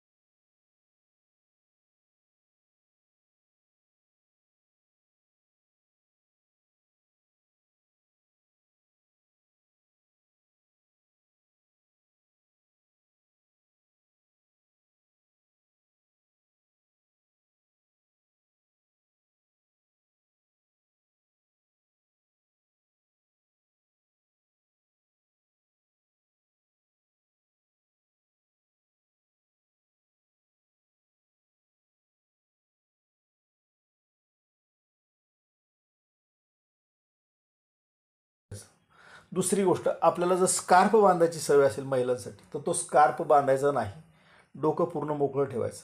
पुरुषांना कॅप किंवा टोपी घालायची सवय असेल तर काढून ठेवायची. ह्या गोष्टी प्रत्येक श्वसन प्रकारामध्ये कायमस्वरूपी लक्षात ठेवायच्या. बसताना कुठेही नेहमी, मग अशी गायकवाड त्यांनी प्रार्थनेच्या सुरुवातीला सांगितलं की सांगायच्या राहिल्या त्या तर नेहमीला हे कुठेही बसताना पाठीचा कणा ताठ ठेवून बसण्याची सवय लावायची. कारण आपला जो मज्जारज्जू आहे हा आपल्या श्वासाचा एक मोठा प्रमुख केंद्र आहे. या प्रमुख केंद्रासाठी आपल्याला हे श्वसन प्रकार करताना पाठीचा कणा जर ताठ असेल तर शरीरामध्ये आपल्याला खूप चांगल्या पद्धतीने श्वास जातो, म्हणजे थोडक्यात प्राणशक्तीची निर्मिती होते आणि आपल्याला त्याचा खूप फायदा होतो. मग या पहिल्या श्वसन प्रकारामध्ये काही न करता सुरुवातीला तुम्ही स्टूलवर बसला हे झालं, पहिले हात उलटे ठेवले, त्यावेळेला गुडघे बाजूला असतात, मग हात पालथे करायचे आणि गुडघे दोन्ही एकमेकाला जुळून घ्यायचे, पाठीचा कणा ताठ ठेवायचा. ही झाली बसण्याची स्थिती. आणि मग सुरुवातीला 4 वेळेला तुम्ही कशी मान खालीवर करणार आहात, तर माझा चेहरा दिसत असेल तुम्हाला आता, तर पहिली हलवटी आपल्याला आहे ना आपल्या ह्या मानेच्या खालच्या इथे खाच असते, इथे टेकवायची अशी, जेवढी सहज जाते तिथे. आणि एका लयमध्ये झटका द्यायचा नाही, कुठं एका लयमध्ये मागे जायचं, जेवढं मागं जाता येतं तेवढं मागं जायचं, त्याच गतीने परत पुढे यायचं. दुसऱ्यांदा इथे टेकवायची, त्याच गतीने एकसारखं मागे जायचं. असं 4 वेळा करायचं. मग ही 4 वेळा कृती केल्यानंतर मग जी कृती आपल्याला करायची आहे ती कृती करताना आपल्याला जो अनुभव येईल तो आपला अनुभव आपल्याला अशा पद्धतीने ठेवायचा आहे की मान वरून खाली जाताना आपला उच्छ्वास होणार आहे आणि मान खालून वर जाताना आपला श्वास होणार आहे. असं आपल्याला 7 वेळा लागोपाठ करायचं आहे. 7 वेळा लागोपाठ केल्यानंतर विश्रांती घ्यायची. सुरुवातीला आपण सराव करताना जर काही त्रास आपल्याला जाणवला तर 2-3 आवर्तनानंतर असं वाटलं आपल्याला जमत नाही तर थांबायचं. जसं जसं शरीर सक्षम होईल तसं मग 3 करता, दुसऱ्या दिवशी 4 करा, 7 दिवस 4च करायच्या, मग 8व्या दिवशी परत 5 करा, असं करत करत 7 पर्यंत जायचं. एकदम मोठा घास घ्यायचा नाही, कारण आपल्याला आरोग्याकडे पोचायचं. मग हे आरोग्याकडे पोचणं आपल्याला पहिल्यांदा 4 वेळा मान केल्यानंतर 7 वेळा तुमच्या फक्त शरीराच्या ज्या भागाची हालचाल होणार आहे. तुम्ही खुर्चीवर बसलेला आहात, टाचा 45 अंशात जुळल्यात, पायामध्ये 45 अंश कोण झाला, गुडघे जुळून घेऊन हात पालथे ठेवलेत, शरीर सगळं ताट आहे, ही तुमची स्थिती आहे. फक्त ह्या मानेच्या भागाची तुमची हालचाल होणार आहे, बाकी कुठलंही शरीर हलणार नाही या कृतीमध्ये. मग आता जे हलणारा भाग आहे शरीराचा तो कसा हलणार आहे मी तुम्हाला श्वासासकट करून दाखवतो 3 वेळा. सगळ्यांनी बारकाईने बघा, म्हणजे तुम्हाला तशी कृती मी करून घेणार आहे त्याची, कारण याचा सराव तुम्हाला आता इथून पुढे पुढच्या गुरुवारपर्यंत सलग करायचा आहे 7 वेळा किंवा 14 वेळा. तुम्ही खुर्चीवर बसून पूर्ण कृतीचा त्याचा व्हिडिओ तुम्हाला दाखवूया आपण.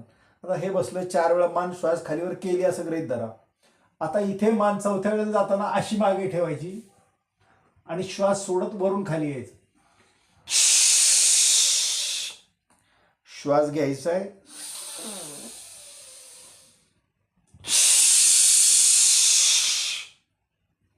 पुन्हा श्वास घ्यायचा आहे, दीर्घ श्वास घेतला तर श्वास सोडतोय, पुन्हा दीर्घ श्वास घ्यायचा आहे, इथं श्वास पूर्ण झाला, पुन्हा दीर्घ सोडायचा आहे, पुन्हा दीर्घ घ्यायचा आहे,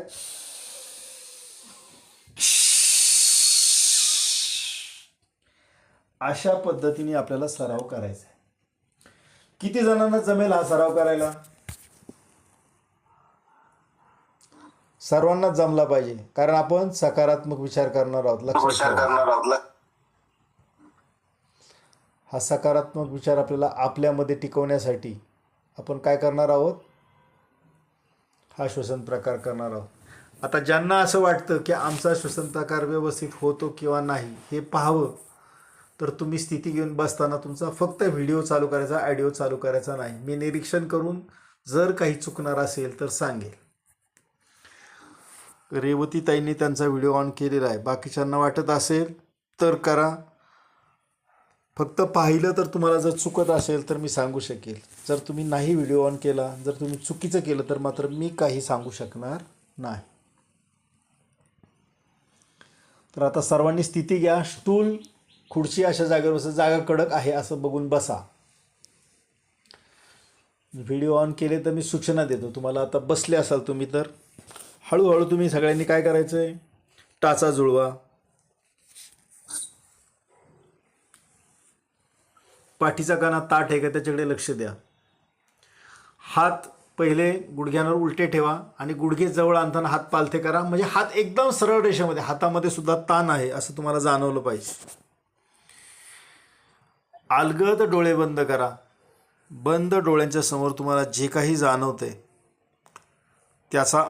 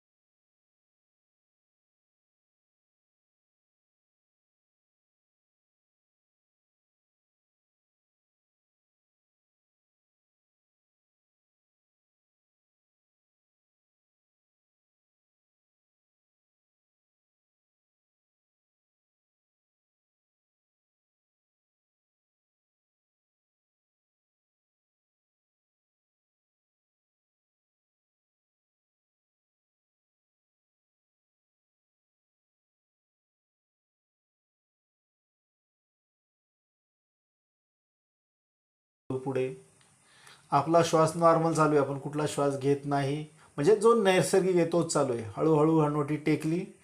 आता आपण हळूहळू मान मागे घेत असताना मागे गेलं की मागेच ताण घेत थांबणार आहोत. एका लयमध्ये मागे जायचं. हळूहळू हळूहळू हळूहळू आणि तिथे गेल्यानंतर मागे तसंच थांबायचं. आता आपली कृती होणार आहे.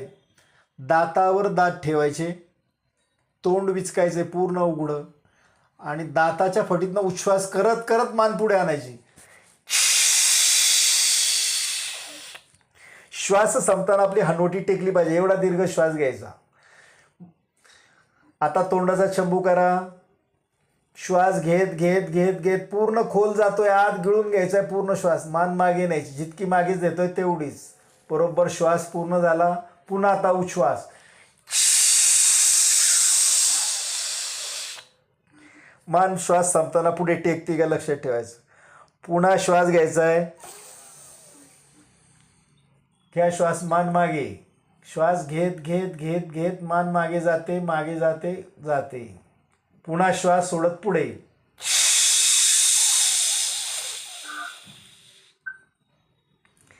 हनुवटी टेकली, श्वास पूर्ण झाला. पुन्हा श्वास घ्यायचा, तोंडाचा चंबू. श्वास पूर्ण भरून घेतलाय, गिळून घेतलाय. आता परत पुढे सोडत येतोय आपण.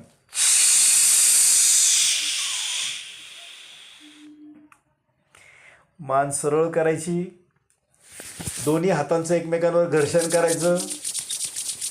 हातावर हात घासायचे आणि आपल्या डोळ्यांवर चेहऱ्यांवर फिरवायचे, मग डोळे उघडायचे. प्रत्येक वेळेला हे लक्षात ठेवायचं. बघा, 3 वेळा केला, पण 4 वेळेला साध्या श्वासामध्ये मान मागे पुढे केली आणि 3 वेळेला हा श्वसन प्रकार केला.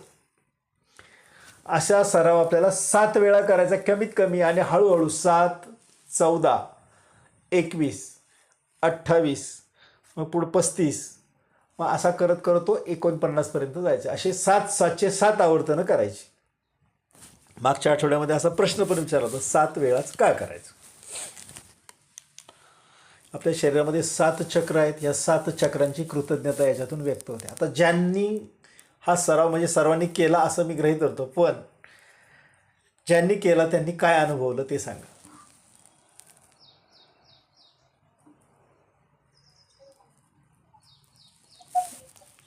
कोण सांगतंय? उष्णता जाणवते. उष्णता जाणवते. श्वास घेताना सुद्धा म्हणजे इव्हन दो सर्व आपल्या बॉडीमध्येच उष्णता जाणवते. चला, अजून वेगळं कोणाला काय जाणवलं? सर पाठीला आणि थोडंसं खांद्यांना पण असा ताण बसल्यासारखा झालेला. ताण झालेला, बरोबर. आता ह्याच्यामध्ये जर आपल्या शरीरामध्ये त्या भागामध्ये व्यायाम होत नसेल तर त्या शिरा आखडलेल्या असतात. आता ह्या शिरा काही प्रमाणात मोकळ्या झाल्या म्हणून तो ताण आपल्याला जाणवला. जर आपण हा सराव रोज करायला लागलो की हळूहळू त्या फ्लेक्झिबल होणार आणि त्या ठिकाणी असणारा त्रास पण आपला निघून जाणार.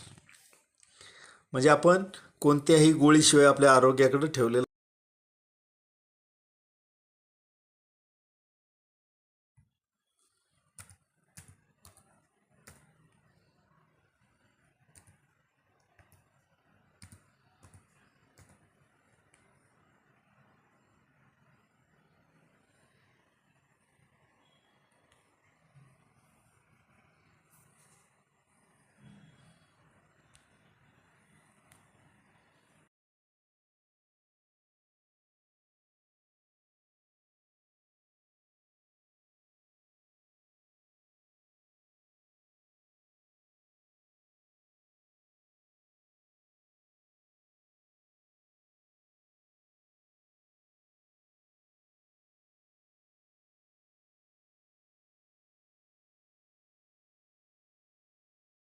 आवाज येतोय. नेटवर्क इश्यू झाला. तर आकाश विश्व आपल्यामध्ये पाहत होतो आपण. व्हिडिओ बंद आला. व्हिडिओच्या कनेक्टिव्ह शेअरिंगमध्ये ते डिस्कनेक्ट झालं. आकाश विश्व आपल्या प्रत्येकामध्ये प्रत्येक गोष्ट सामावून घेतं. मग आता ही सामावून घेण्याची कला आपल्या लक्षात ठेवा. तर आकाश हे आपल्यामध्ये असणाऱ्या दिव्य शांततेचं उगमस्थान आहे.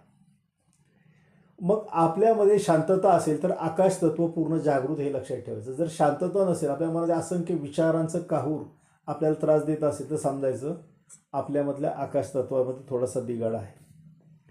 आपल्यामध्ये जी निशब्दता आहे ते आपल्यातलं आकाश तत्व आहे. मग या आकाशापासून आपली सुरुवात होते. अशा आकाशगंगेमध्ये किती नक्षत्र आहेत आहे कोणाला माहिती? 2000 कोटी. किती? 2000 कोटी अशी वेगवेगळी नक्षत्र आहेत. आपल्याला जी माहिती आहे ती भूगोलात शिकलो आपण तेवढी सांगतो, परंतु आकाशगंगेचा पूर्ण विचार केला तर त्याच्यात 2000 कोटी बरं का एवढी नक्षत्र आहेत. आणि आपल्या पृथ्वीपेक्षा ती कितीतरी आकाराने मोठी आहेत. असा हा आकाश विश्वाचा मोठा पसारा आहे. हे ऐकलं ना की आपल्या बुद्धीला आपल्याला विचार करण्याची क्षमता किती कमी आहे असं आपल्याला जाणवायला लागतं. परंतु हे सत्य आहे. आणि ते कसं आहे? आकाश बघा पूर्ण अखंड आहे, पूर्ण आबाधित आहे. पुढं आकाशाचे तुकडे झालेले आपण पाहत नाही. आणि ह्या सगळ्यामध्ये त्याच्यामध्ये असणारा एक महत्त्वाचा गुण आहे, ते अतिशय सृजनशील आहे. असं आकाश तत्व भव्य आहे. मग त्या आकाशाला पुढं अंतच नाही. ते इन्फिनिटी ज्याला आपण म्हणते असते कुठेही खंडित नाही, असं अखंड आहे. परंतु हे विश्वाची नुसती पोकळी नाही, तर अतिशय सूक्ष्म पदार्थांनी व्यापलेली जी पोकळी आहे त्या पोकळीला आकाश असं म्हटलेलं आहे. या आकाश विश्वामुळेच माझे शब्द तुम्ही ऐकताय आणि तुम्ही जे बोलताय ते मला ऐकायला येते. कारण आपण बोलल्यानंतर हे शब्द कुठे जातात याचा आपण कधीच विचार नाही केला. कारण हे शब्द आपले बोललेले ते आकाश सामावून घेतात. जर ह्या आकाश विश्वाने ते सामावून घेतले नसते तर काय झालं असतं? आपण बोललेले शब्द तसेच जर हवेत फिरत राहिले असते, आकाश विश्वामध्ये सामावले नसते तर काय झालं असतं? आवाजाचा कल्लोळ झाला असता. आवाजाचा कल्लोळ. कुठे काय चालू आहे, कोणाचं कोणाला, मी काय बोलतो तुम्हाला कळलं नसतं, तुम्ही मला काय सांगताय मला कळलं नसतं, इतका सगळा गोंधळ झाला असता. इतकी ही आकाशाची व्यापकता आहे, ते सगळ्यांना सामावून घेते आपल्यामध्ये. असं हे आकाश विश्व अतिशय व्यापक आहे. मग आपण पहिला शब्द बोलतो, म्हणजे आता हा मी बोललो तो संपला, तो लगेच आकाश विश्वात गेला. मी पुढचं बोलतोय ते ऐकल्यानंतर पुन्हा आकाश विश्वात जाते. ही अखंड साखळी चालू आहे, कुठेही बंद नाही. अशी प्रत्येक गोष्ट सामावून घेताना ऐकू येतो, बोलू शकतो, हे ते केवळ आकाश विश्वामुळं सामावून घेतो. मग आकाश विश्वातून ह्या संपूर्ण सृष्टीची निर्मिती झालेली आहे, लक्षात ठेवा. आता पहिल्या श्वसन प्रकाराशी याचा संबंध काय आहे हे शेवटला समजेल. तुम्ही म्हणाल हे एवढं आम्हाला अवघड कशाला सांगायला लागलात, तर हे माहिती असेल. कारण आकाश विश्व हे पंचमहाभूताचा एक भाग आहे आणि ह्या पंचमहाभूतातूनच आपला देह आणि संपूर्ण सृष्टीची निर्मिती झालेली आहे. मग ही पंचमहाभूतं कोणती, बऱ्याच जणांना माहिती आहेत. कोण सांगेल?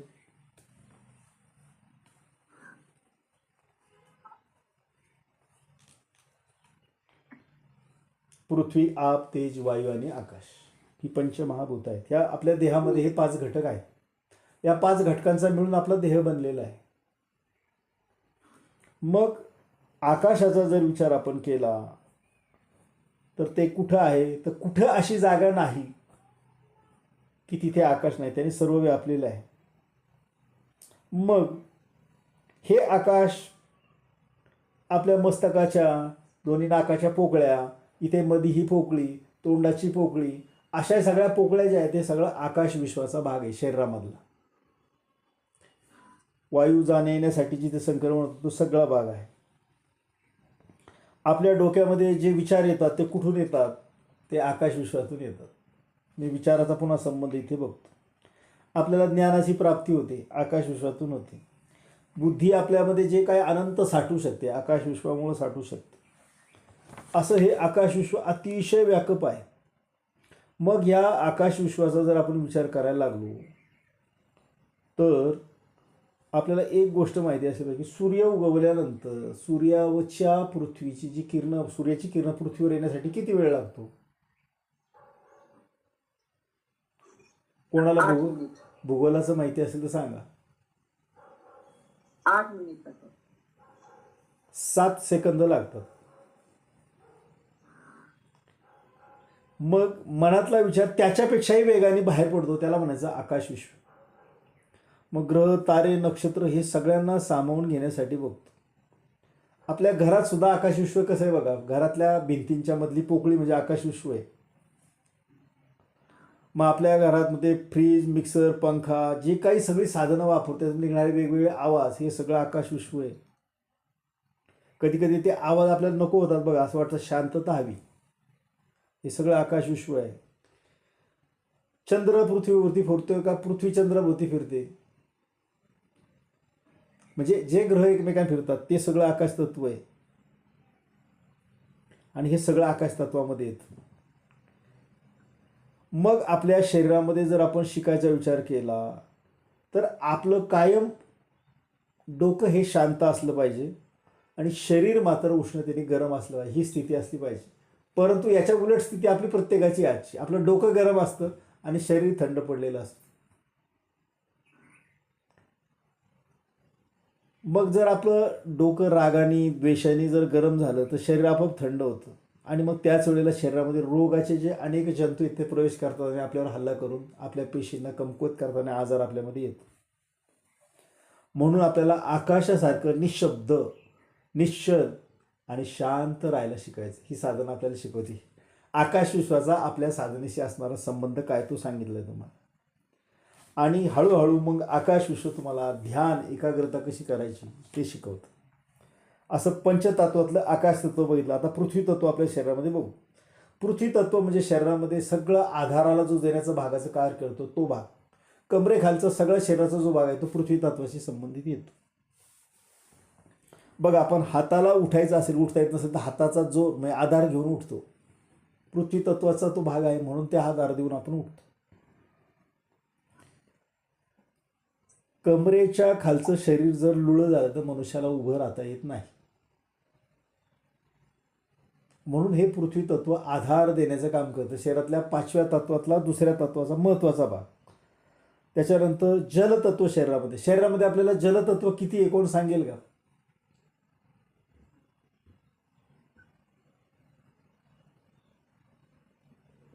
शरीरामध्ये पाणी किती आहे आपल्या? चला सोप्या भाषेत जाऊया.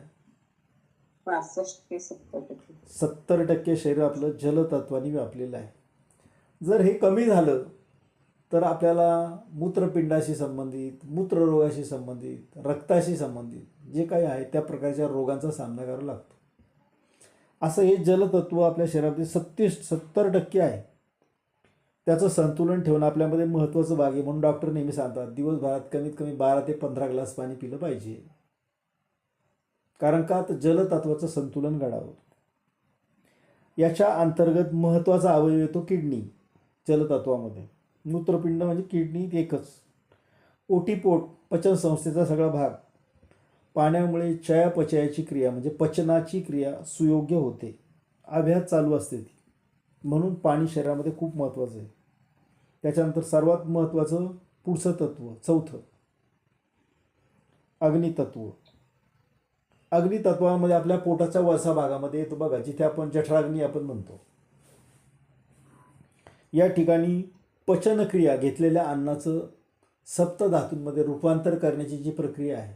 तुम्ही सगळे प्रत्येकजण आपल्या आवडीचं अन्न खातो आपण. आत गेल्यानंतर त्याचं काय होतं कोण सांगू शकतं का? नाही सांगू शकत आपण. म्हणून आपल्या शरीरामधलं अग्नितत्व खूप महत्त्वाचं आहे. मग शरीराची पचनक्रिया इथे या ठिकाणी होते आणि ह्यामुळे शरीरामध्ये गरम राहण्यासाठी आपल्याला अग्नीचा जो उपयोग होतो. मग शरीर आपलं उबदार राहतं. आपण म्हणतो ना बघा, थंडीच्या दिवसात आपल्याला उबदार कपडे घालावे लागतात का? तर शरीराची उष्णता टिकून ठेवायची असते. उन्हाळ्यामध्ये सैलसर कपडे घाला सांगतो, कॉटनचे घाला का? तर बाहेरची उष्णता आत येऊन शरीराला जास्त त्रास होऊ नये. असं सगळं शरीराला आपल्याला हे करावं. हे जे असं अग्नितत्व खूप महत्त्वाचं आहे. सर्वात महत्त्वाची क्रिया त्याची आहे पचनाची. हे जर बिघडलं तर संपूर्ण शरीराचं मग आपल्याला यंत्रवतच यंत्रणा बिघडते. आणि सर्वात महत्त्वाचं शेवटचं तत्व आहे वायुतत्व. श्वास घेतो आपण, नाक कान डोळा याच्यात येणारा श्वास फक्त नाकातनं कळतो, पण डोळे नाक या ठिकाणी कानामध्ये सुद्धा हा श्वास जाणवत असतो. म्हणजे डोक्यापासून तर छातीपर्यंतचा जो सगळा भाग आहे तो या वायुतत्वाशी संबंधित आहे. असं हे आकाश विश्वाच्या जोडीला असणारं पंचतत्वाचं शरीरामधला पंचतत्वातला आकाश हा सर्वात महत्त्वाचा धातू आहे. आणि मग याच्यामध्ये शिकतोय आपण योग्य जाणीव. मग ही योग्य जाणीव काय आहे? तर प्रत्येक गोष्टीचं सयोग्य निरीक्षण करून त्याच्याप्रमाणे कृती करणं ही आहे आपली योग्य जाणीव. जे आपल्याला कळतंय तेच बरोबर आहे असं न समजता इतरांकडून जे योग्य आहे ते समजून घेऊन त्याच्याप्रमाणे म्हणजे शास्त्राप्रमाणे समजून घेऊन पुढे चालणे हा अतिशय महत्त्वाचा भाग.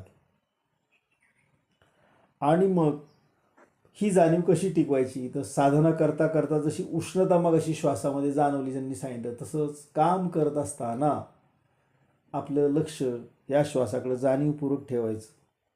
या म्हणायचं योग्य जाणीव. मग काम करत असताना आपण कामात एवढे गढून जातो कधी कधी आपल्या पूर्ण शरीराकडे लक्ष नसतं. डॉक्टर सांगतात एका स्थितीमध्ये एका ठिकाणी अर्ध्या तासापेक्षा जास्त बसू नये, शरीराची हालचाल मध्ये मध्ये करावी. म्हणून मध्ये आपण श्वास घ्यायला सांगितले, मान हलवायला सांगितली. कारण का? आता शरीरामध्ये ती स्थिती सारखी नको. मग जसं महिला स्वयंपाक करताना एखादी भाजी करताना त्याचं प्रमाण ठरतं. तिखट एवढ्याच प्रमाणात टाकलं पाहिजे, मीठ तेवढ्या प्रमाणात टाकलं पाहिजे. त्याचं प्रमाण जर व्यस्त झालं तर काय होतं? मीठ जास्त झालं भाजी खारट होणार, तिखट जास्त झालं भाजी तिखट होणार. मग हे होऊ नये सुयोग्य प्रमाण. तसंच आपल्या प्रत्येक जीवनाच्या घटकाकडं आपण अत्यंत बारकाईने लक्ष द्यायला शिकायचं. याला म्हणायचं आकाशविश्वाच्या शास्त्रातली योग्य जाणीव. मग ही जाणीव जशी जशी प्रगल्भ होत जाईल तशी तशी आपल्याला शरीरातल्या इतर अवयवांच्या आणि शरीराच्या संपूर्ण आतल्या भागातल्या संवेदना जाणू लागतील. पहिल्या फुफ्फुसातल्या जाणवतील आणि मग हळूहळू पचनसंस्थेच्या खालच्या ह्या सगळ्या जाणीवा जाणवतील. त्याच्याकडे तुमचं लक्ष मात्र असलं पाहिजे. आणि मग याच्यातून मिळणार आहे आपल्याला संतोष. हा संतोष प्राप्त होण्यासाठी ह्या क्रमाने आपल्याला गेलं पाहिजे. यमनियमांचं पालन, आसन म्हणजे एका ठिकाणी जास्त वेळ बसण्याची सिद्ध होण्याची कला साध्य करणे, तिसरी पायरी. चौथी पायरी प्राणायाम, जो आपण अजून 2 श्वसन प्रकार शिकल्यानंतर शिकणार आहोत. आणि मग हळूहळू आपण जाणार आहोत प्रत्याहाराकडं. म्हणजे काय? योग्य तेवढंच जमा करायचं, अनावश्यक साठा करायचा नाही आयुष्यामध्ये. आणि मग खऱ्या अर्थाने आपण ध्यानाकडे जाणार आहोत, जे शिकायचं आहे आपल्याला. मग हा संतोष आपल्याला मिळण्यासाठी आपल्या जीवनामध्ये पहिली व्हायचं. आता संतोष म्हणजे काय? तर मनाची एक अशी अवस्था आहे की बाह्य परिस्थितीमध्ये तुम्हाला यश अपयश किंवा अनुकूल प्रतिकूल असं सारखं काही घडत असो, पण मनाची जी समान अवस्था आहे, शांततेची अवस्था, ती कायम टिकून ठेवणं. बघा, एखाद्याच्या चेहऱ्याकडे पाहिलं तर आपल्याला लगेच असं वाटतं, आनंददायी वाटतं यांच्याकडे पाहिलं, यांच्याकडे पाहिलं की छान वाटतं. आणि काही चेहरे असे असतात की असं वाटतं यांनी जवळसुद्धा येऊ नये. आपण कुठल्या याच्यात जायचं आपल्या हातामध्ये आहे. मग एखाद्याला बंगल्यामध्ये राहून सुद्धा सुख प्राप्त होते, पण एखाद्या झोपडीमध्ये सुद्धा त्याला त्याच्यापेक्षा जास्त सुख. कारण का, ते मनाची अवस्था आहे, ते बाह्य गोष्टींवर अवलंबून नाही आहे. म्हणून आपण नेहमी पाहताना आपल्यापेक्षा खालच्या स्तरावरच्या लोकांकडे पाहण्याची सवय ठेवायची. माझ्याकडे मोटरसायकल आहे तर मी गाडीवाल्याकडे न पाहता सायकलवाल्याकडे पाहायचं, अरे त्याच्यापेक्षा मी बरा आहे. मग मनामध्ये जो संतोष आहे तो टिकून राहतो. आणि मग त्या मोठ्या गाडीवाल्याकडे बघितलं तर अरे माझ्याकडे गाडी नाही, मग दुःख, म्हणजे पुन्हा मनामध्ये क्लेश निर्माण होतो. म्हणून समाधानाची अवस्था प्राप्त होण्यासाठी आपल्याला नेहमी आहे त्या स्थितीला समाधानाची वृत्ती आपल्यामध्ये निर्माण करायची पाहिजे. मग हा आपोआप येईल का हो? तर हा आपोआप येणार नाही. याच्यासाठी आपल्याला सुरुवातीला प्रयत्न करावे लागतील. एकदा का ती मनाची अवस्था झाली की मग आपण कायमस्वरूपी त्या ठिकाणाला टिकून राहू. आणि मग या सुखदुःखाच्या पलीकडे असणारा जो आनंद आहे, त्या आनंदाची निर्मिती आपल्यामध्ये व्हायला सुरुवात होईल. मग आनंद प्राप्त होण्यासाठी काय करायचं, तर भारतीय संस्कृतीने आपल्याला शिकवलं की आनंद हा त्यागावर अवलंबून आहे. त्याग म्हटलं की आपल्याला असं वाटतं आता काही यांनी पैसे मागणार आहेत का? अजिबात नाही. बघा तुम्ही, दुपारची साखर झोप सोडून सर्वजण या ठिकाणी 30 जण वर्गाला बसले. झोपेचा त्याग केला आम्ही. काय मिळालं? आरोग्याच्या ज्ञानाचा काही भाग आम्हाला प्राप्त झाला. असा एक एक गोष्टी त्याग केला की आपल्याला आनंद वाढला. मग थोडा त्याग केला, थोडा आनंद. जास्त त्याग केला, जास्त आनंद. तुम्हाला 2 तास शिकवायचं तर मला 4 तास आधी बघावं लागतं ते व्यवस्थित. जो क्रम आहे तो सांगितला पाहिजे, चुकीचं सांगितलं नाही पाहिजे, योग्य सराव होतो की नाही पाहिलं पाहिजे. आणि हे सगळं करताना मी करतो की नाही हे पण मला पाहायला लागतं. नाही तर मी फक्तच तुम्हाला सांगायचं, मी काहीच करायचं नाही, तर असंही होत नाही. मी जवळपास 9 वर्ष हे करतोय रोज, आणि म्हणून सांगायला लागलो. म्हणून आधी आपण करायचं, मग इतरांना सांगायचं. रामदास स्वामींनी सांगितलं होतं, जे जे आपण अशी ठावे ते इतराशी सांगावे. एवढंच आपल्यासाठी. मग पुढचं ते रामदास स्वामींचा विषय वेगळा आहे, ते संत होते. मग जे आपल्याला आहे माहिती ते आपण इतरांना सांगून शहाणं करण्याचा प्रयत्न आपण करायचा. कोणालाही आपण अपेक्षा नाही ठेवायची, तो जो होईल नाही होईल. आज बीज तुमच्याकडे पेरलं, तुम्ही कदाचित 2 जन्मानंतर ही ब्रह्मविद्या करा. बघा, 116 लोकांमध्ये 30 लोक आले आज फक्त. मार्ग थोडा कठीण असला तरी टिकण्यासाठी मात्र प्रयत्न करावे लागतात. तसं घडत नाही. चला, आता आपल्याला आनंद आणि संतोष हे झाल्यानंतर पुन्हा यायचं सरावाकडे. मग हा सराव आता आपण 7 वेळा करायचा. असं किती जणांना वाटतं की करू शकतो आपण? आपल्यासोबत जर पाणी घेतलं असेल तर 2 घोट पाणी प्या आणि मग आपला व्हिडिओ फक्त ऑन करा. आपण पुन्हा एकदा 3-4 वेळा सराव करूया. म्हणजे जे थोडंसं शिथिलता आली आपल्यामध्ये, ती शिथिलता हळूहळू कमी होईल. कारण आता आपल्याला शिकायचे ध्यान.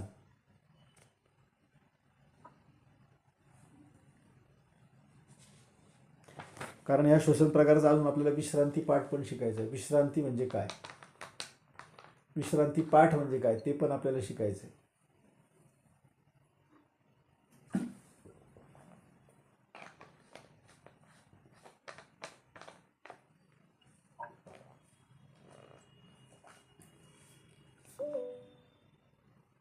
व्हिडिओ ऑन करा. ज्यांच्याकडे स्टूल वगैरे असेल त्यांनी तशाप्रमाणे बसण्याचा प्रयत्न करा.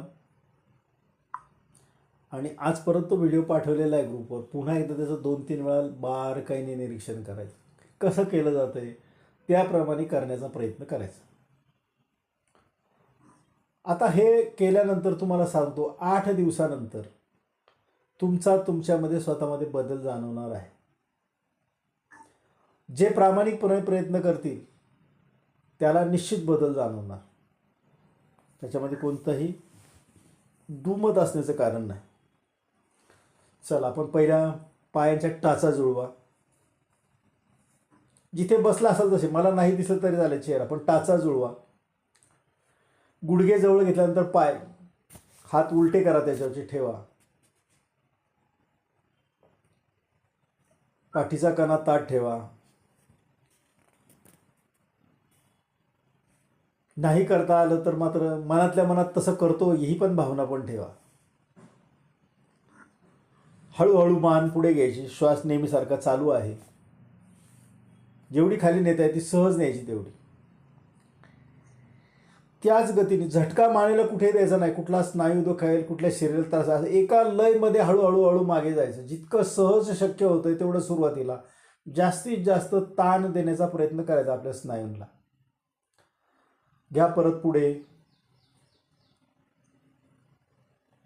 हळूहळू हळूहळू पुढे येऊ द्या. हनुवटी टेकली. पुन्हा वर. हळूहळू मागे मागे मागे मागे मागे. पुन्हा पुढे. हळूहळू पुढे पुढे पुढे. हनुवटी टेकली. पुन्हा मागे. हळूहळू मागे मागे मागे मागे. तानाकडे लक्ष द्यायचं आहे. मनामध्ये सकारात्मक विचार, मी शक्तिमान होतोय, निरोगी होतोय. चला, दाताच्या फटीतनं उच्छ्वास करत या आता. हनुवटी टेकली. या हळूहळू पुढे. घ्या श्वास.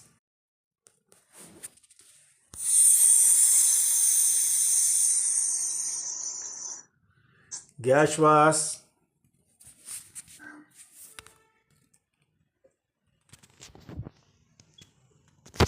सोडा श्वास.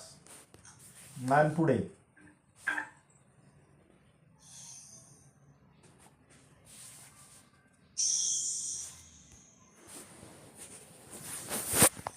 घ्या श्वास.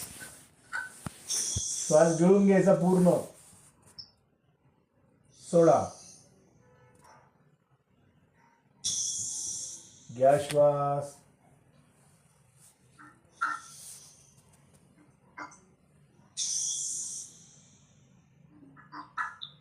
थांबा. दम लागला असेल तर थांबायचं.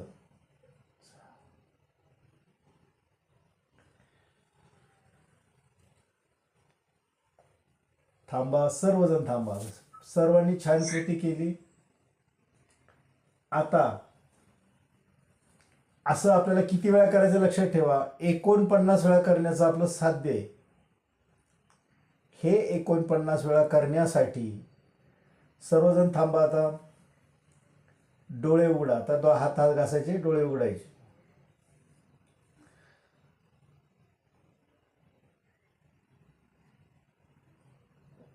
आता 49 वेळा करायचं आपलं साध्य आहे. सलग नाही करायचं. एकदा सराव चांगला जमायला लागला की 7 वेळा करून थांबायचं, नंतर 14 वेळा करून थांबायचं, नंतर 21 वेळा करून थांबायचं. मग चांगला सराव झाला की एका बैठकीमध्ये एका वेळेला 21 वेळा करायचं, मध्ये थोडी विश्रांती घ्यायची आणि पुन्हा एकदा 28 वेळा करायचं. 21 अधिक 28 बरोबर 49 होतात. असं 49 वेळा म्हणून झाल्यानंतर मग आपल्याला ह्याचा विश्रांती पाठ म्हणायचा आहे. मग हा विश्रांती पाठ अतिशय भावपूर्ण म्हणायचा आपला. आता आपलं मन एकाग्र या ठिकाणी आपल्याला करायचं. मग हा एकाग्र पाठ जर आपण केला तर आपल्याला त्याचा निश्चित खूप फायदा होतो. मग हा फायदा आपल्याला ध्यानाच्या माध्यमातून प्राप्त करून घ्यायचा आहे.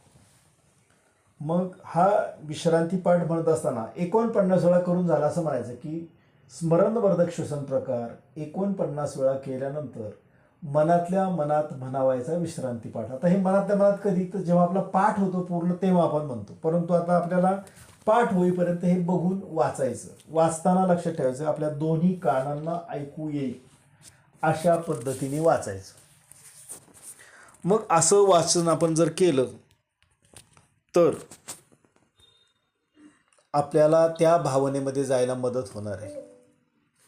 मग ह्या भावनेमध्ये आपण जर जात आहोत तर आपण कसं जायचं ह्या भावनेमध्ये, तर हा विश्रांती पाठ सुरुवातीला आपण 2दा 3दा आपल्या मनामध्ये वाचायचा. मग वाचताना अतिशय सावकाश. हा सावकाशपणे वाचला आपण की आपल्याला त्याचा खूप फायदा होणार आहे. गायकवाड ताई, तुमच्याकडे पुस्तक आहे का? हो आहे ना सर. लागोपाठ शांततेमध्ये 2 वेळा तुम्ही वाचायचा. सावकाशीने 2 वेळा वाचा. आवाज येतोय का सर माझा? हो येतोय. माझा आवाज येतोय आता? हा तुमचा येतोय, पण आहे माझ्याकडे पुस्तक. 2 वेळा लागोपाठ वाचायचा तो श्वसन प्रकार तुम्ही. अतिशय सावकाशीने वाचायचा. बाकीच्यांनी काय करायचं, आपले डोळे पूर्ण बंद करायचे. तो आवाज तुम्हाला येईल. शांततेने सर्वांनी काय मनामध्ये भाव निर्माण होत आहेत त्याचा अभ्यास करायचा. 2 वेळा वाचणार आहे. साधारण हा विश्रांती पाठ 1.5 ते 2 मिनिटाचा आहे. म्हणजे तुम्हाला 4 मिनिटं शांततेने हे ऐकायचंय. पुन्हा त्या रिपीट 2 वेळा वाचणार आहेत, एवढं लक्षात ठेवायचं. करा सुरुवात. करू सुरुवात हो सर? हो करा. सुरुवात करू का? हो हो करा. माझा आवाज येतोय? हा करा करा करा. स्मरणवर्धक श्वसनानंतर मनातल्या मनात म्हणावयाचा विश्रांती पाठ. आता मी कल्पना करते, माझ्या डोक्यावर मला एक दिव्य प्रकाश दिसत आहे. माझ्या डोक्याचा वरील भाग जड आणि शिथिल झाला आहे. कपाळही जड झाले आहे.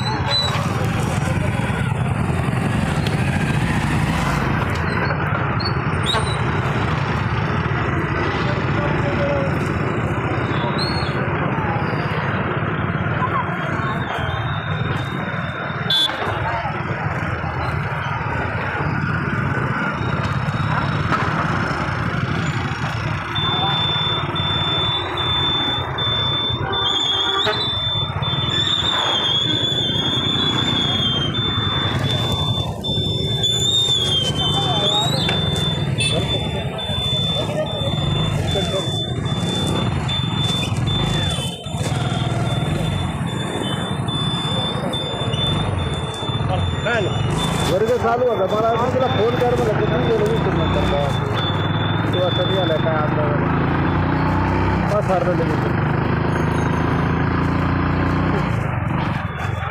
नाही आज लवकर आला तुम्ही 5च्या पुढे यायला 1 वाजता निघालो क्लासवरून लाईट गेली ना. फोन करायचा ना अशा वेळेला, बाकी नाही काय.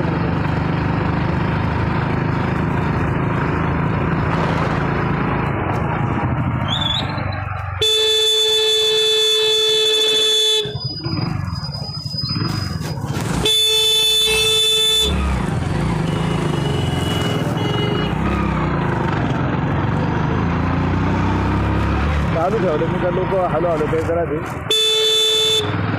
सांगून नाही आले सांगितलं ना दुसऱ्या एखादा वाचायला लावलं होतं म्हणलं 2 मिनिटं द्यावा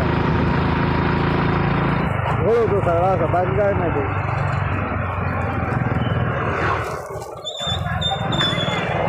तुला म्हणलं होतं त्यांना सांगा ना तिथे काही सांगितलं नाही ना मला येतं.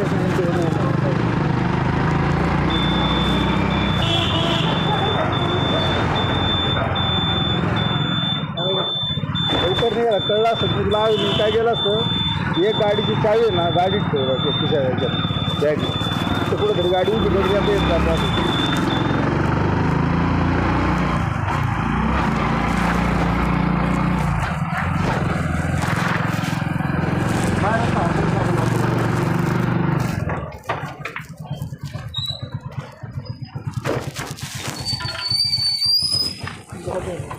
बंद कर.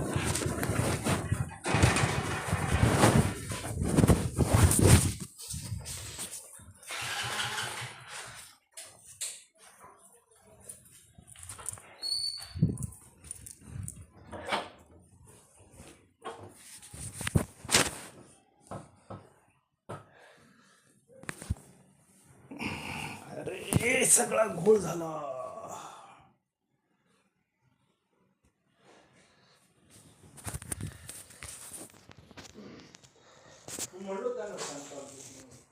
भाभी दार बंद कर. सगळं बंद झालं तिने सांगितलं नाही. सगळंच बंद झालं. मोबाईल माझ्या खिशात आला लेट लाईट.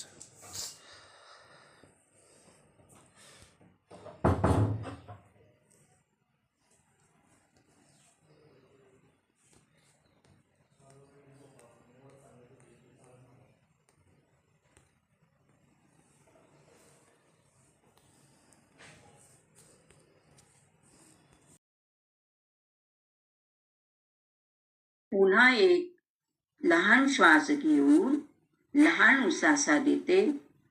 ओम श्री ब्रह्मांड नायका हरिहरो हरिहरो हरिहरो. दोन्ही हात एकमेकांवर घर्षण करा चांगले. डोळ्यांवर बंद डोळ्यांवर फिरवायचे आणि मग डोळे उघडायचे.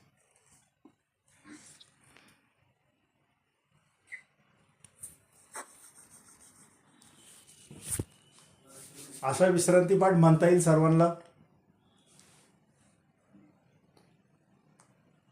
हा विश्रांती पाठ तुम्हाला वाचायला आपण ग्रुपवर टाकूया. पुन्हा पुन्हा वाचायचा आणि पाठ करायचा. म्हणजे जसा जसा म्हणता येईल आपल्याला तसा म्हणायचा आहे. आता हा विश्रांती पाठ काय आहे तर हा विश्रांती पाठ आहे आपल्या मनाला योग्य जाणीवेकडे योग्य विचारांकडे घेऊन जाणं. हळूहळू ध्यानाच्या स्थितीकडे आपल्याला जायचं. आपण जे म्हटलो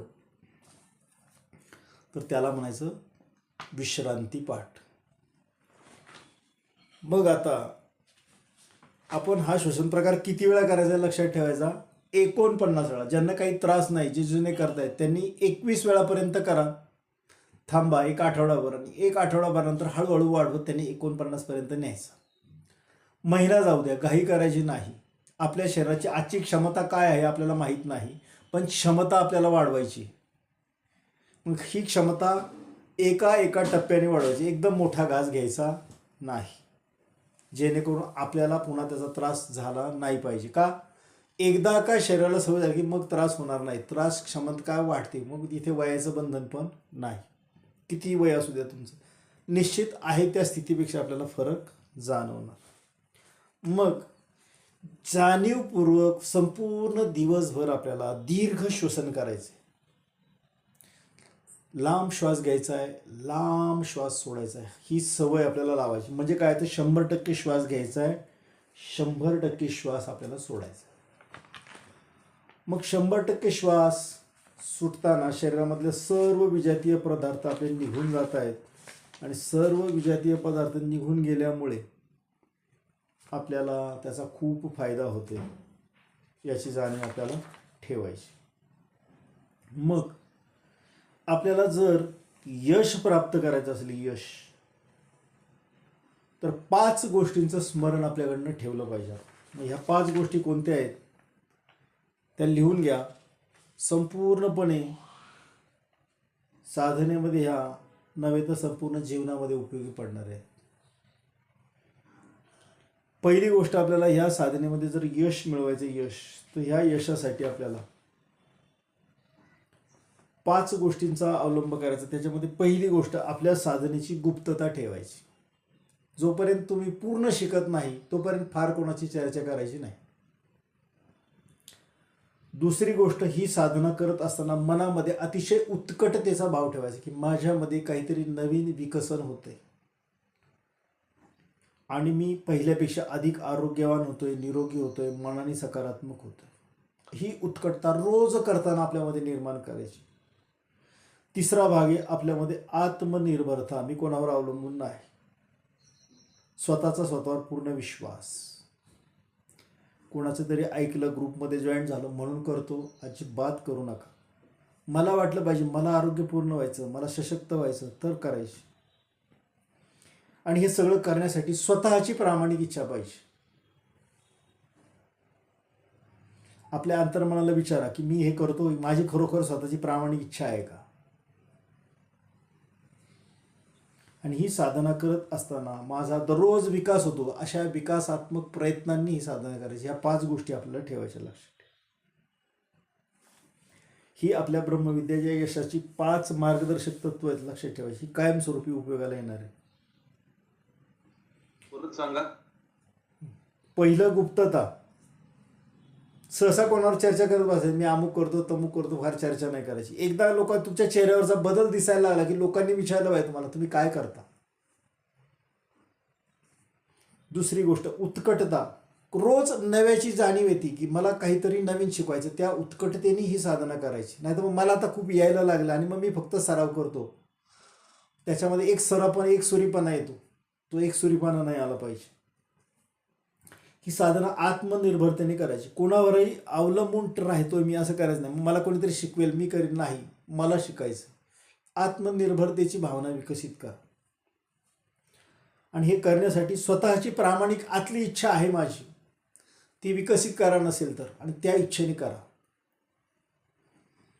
आणि शेवटी ही साधना करत असताना विकासात्मक प्रयत्न. नाही तर मी फक्त शिकतोय आणि करतोय, मला काही बदल दिसत नाही, असं नाही.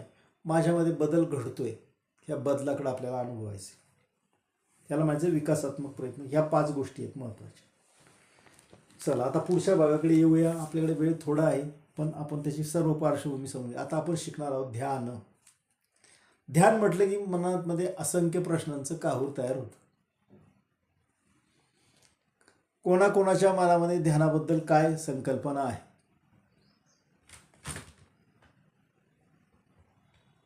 ध्यान म्हणजे काय असा प्रश्न विचारला होता. काय वाटतं आपल्याला? ध्यानात आपल्या मनाचा लय होतो. ध्यानामधल्या मनाचं, ध्यानात आपल्या मनाचा लय होतो. जे मनात आपले असंख्य विचार येतात त्या विचारांचा लय होतो. थोडक्यात आपण त्याला म्हणूया मनाची एकाग्रता साधणे, अनावश्यक विचार काढून टाकणे.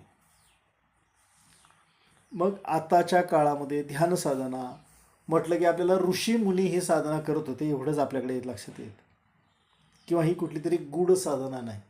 पण आता आपण ह्या व्यावहारिक विचारात केला तर अष्टांग योगातलं 7वी पायरी ध्यान आहे. परंतु हे ध्यान मनाच्या शांततेसाठी अतिशय आवश्यक आहे. रोज जर आपण 10 मिनिटाच्या ध्यानाने सुरुवात केली आणि 40 मिनिटांचं परिपूर्ण ध्यान रोज करू शकलो आपण, 40 मिनिटांचं परिपूर्ण ध्यान, तर आपल्याला 8 तासाच्या झोपेमध्ये जेवढी विश्रांती होत नाही त्याच्यापेक्षा जास्त विश्रांती ह्या 40 मिनिटाच्या ध्यानामध्ये होती. शरीर ताजंतवाने होतं, शरीराचे ताण नाहीसे होतात, मग मनामध्ये उल्हास वाढतो, असं होतं. मग हे ध्यान आपण असंख्य हजारो प्रकारे ध्यानाचे, त्यापैकी आपण शिकणार आहोत ब्रह्मविद्येचं ध्यान. मग याच्यासाठी बसताना ज्यांना खाली बसता येतं त्यांनी शक्यतो जमिनीवर खाली बसायचं.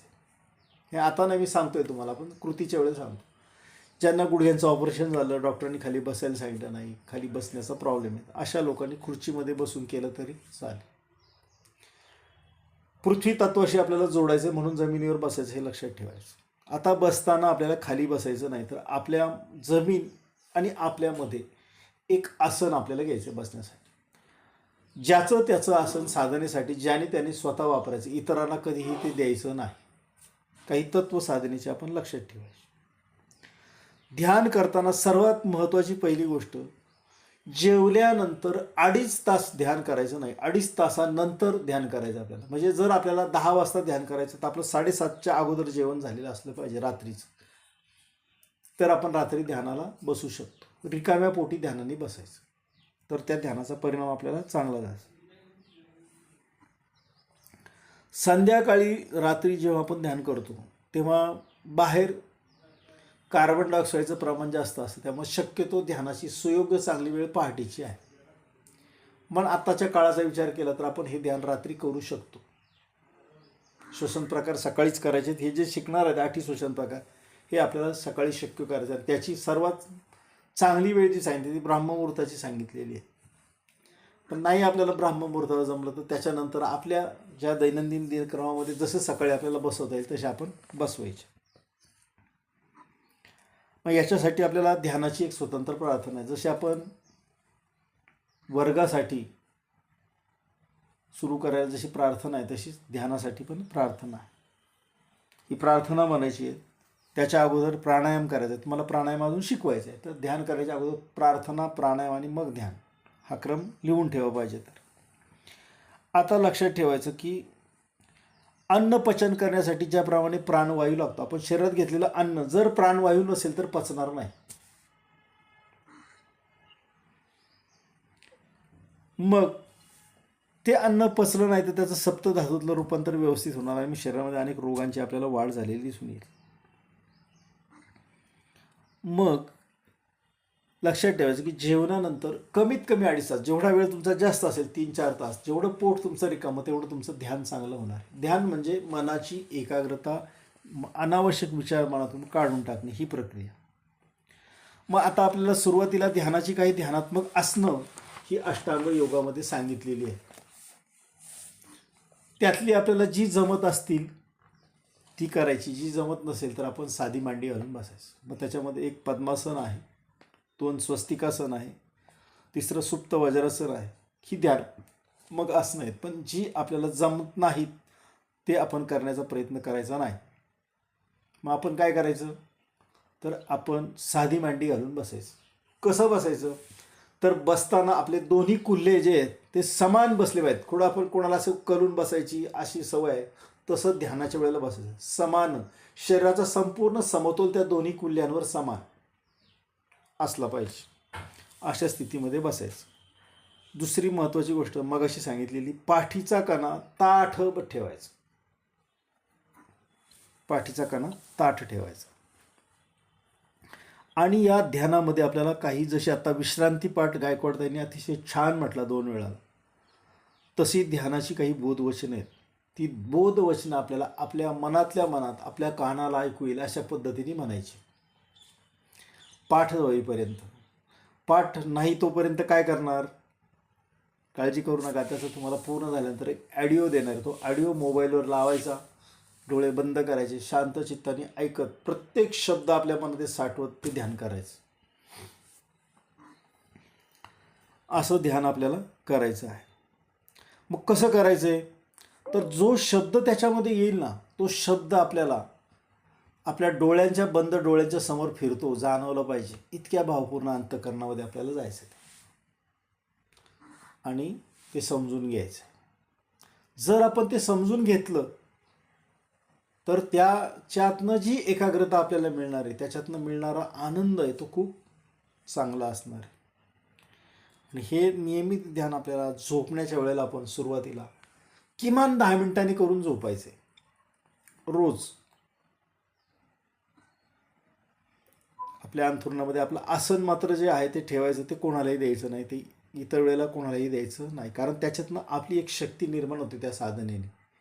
ती साधनाची शक्ती आपल्याला त्याच आसनातून पुरवठा करते. त्यामुळं आसन सारखं सारखं बदलायचं पण नाही, एकच आसन आपलं ठरवा, ते नियमितपणे वापरायला सुरुवात करायची. मग आता आपण जे शब्द जे उच्चार होणं ते आपण जसं काय आपल्या बंद डोळ्यांजवळ आपण लिहितो ह्या भावनेनी ते आपल्याला करायचे. सुरुवातीला फक्त शब्दार्थ समजून घ्यायचे, नंतर भावार्थाकडे जायचे, मग त्याच्यामध्ये गुह्यार्थ काय आहेत ते शोधायचे. 3-3 टप्प्यावर आपल्याला याचा अभ्यास करायचा. मग आपण काही खेळाच्या स्पर्धा बघितल्या तर आपल्या एक लक्षात येतं बघा, एक ऑलिम्पिकमध्ये पॅरा ऑलिम्पिकमध्ये एक असं बांबूवरनं उंच उडी मारायचा एक प्रकार आहे. तो बघा, तो हातामध्ये असा एक बांबू घेतो, जोरात तो असा सरळ परत परत जातो, तो जमिनीला टेकवतो आणि अशी उंच जंप घेऊन तो जितक्या त्याला उंच जाता येईल तेवढा उंच जाऊन तो खाली येतो. तो जेव्हा ती उडी मारतो आणि पलीकडे जायचं असतं त्यावेळेला तो काय कृती करतो कोणाच्या लक्षात आहे का? तो काय करतो त्यावेळेला? त्या ज्या आधाराने तो बांबू त्याने घेतला आणि तो जेव्हा जंप करतो तेव्हा तो बांबू सोडून देतो आणि जंप घेऊन तो पलीकडे जातो. म्हणजे तो बांबू एका बाजूला जातो आणि त्याची जंप एका बाजूला जातो. तसंच आपल्याला या ध्यान साधनेमध्ये या शब्दांच्या आधाराने एकाग्र होता होता पूर्णपणे निशब्द स्थितीला जायचे, जिथे कुठलाही शब्द नाही. ही ध्यानाची आपली सुरुवातीपासून शेवटची प्रक्रिया आहे. त्याप्रमाणे त्या हाय जंपमध्ये जसा बांबू आधार तसा आपल्याला शब्दांचा आधार घेणार आपण आणि ध्यानातून एकाग्रता करत करत निशब्द म्हणजे कुठलाही शब्द नाही त्या स्थितीला आपण जाणार आहे. हा झाला आपल्या निशब्द स्थितीतल्या ध्यानाचा अभ्यास. हे सर्व आपल्याला हळूहळू करायचं, एकदम जमणार नाही, पण सराव मात्र आपल्याला याचा रोज करायचा, तेव्हा हे साध्य होणार आहे. आता याच्यासाठी आपल्याला महत्त्वाची गोष्ट आहे, जे योग साधना करत असेल त्यांना योग मुद्रा माहिती असेल, त्याला ध्यानमुद्रा असं सुद्धा म्हणतात. कोणाकोणाला माहिती आहे? जुने लोक सोडून. ध्यानमुद्रा करायची आपल्याला, बसल्यानंतर मांडीवर हात ठेवायचे, त्या हातामध्ये ती मुद्रा आपल्याला करायची. कोणाला माहिती आहे का ज्ञानमुद्रा? हो, माहिती आहे. कशी करायची कोण सांगते?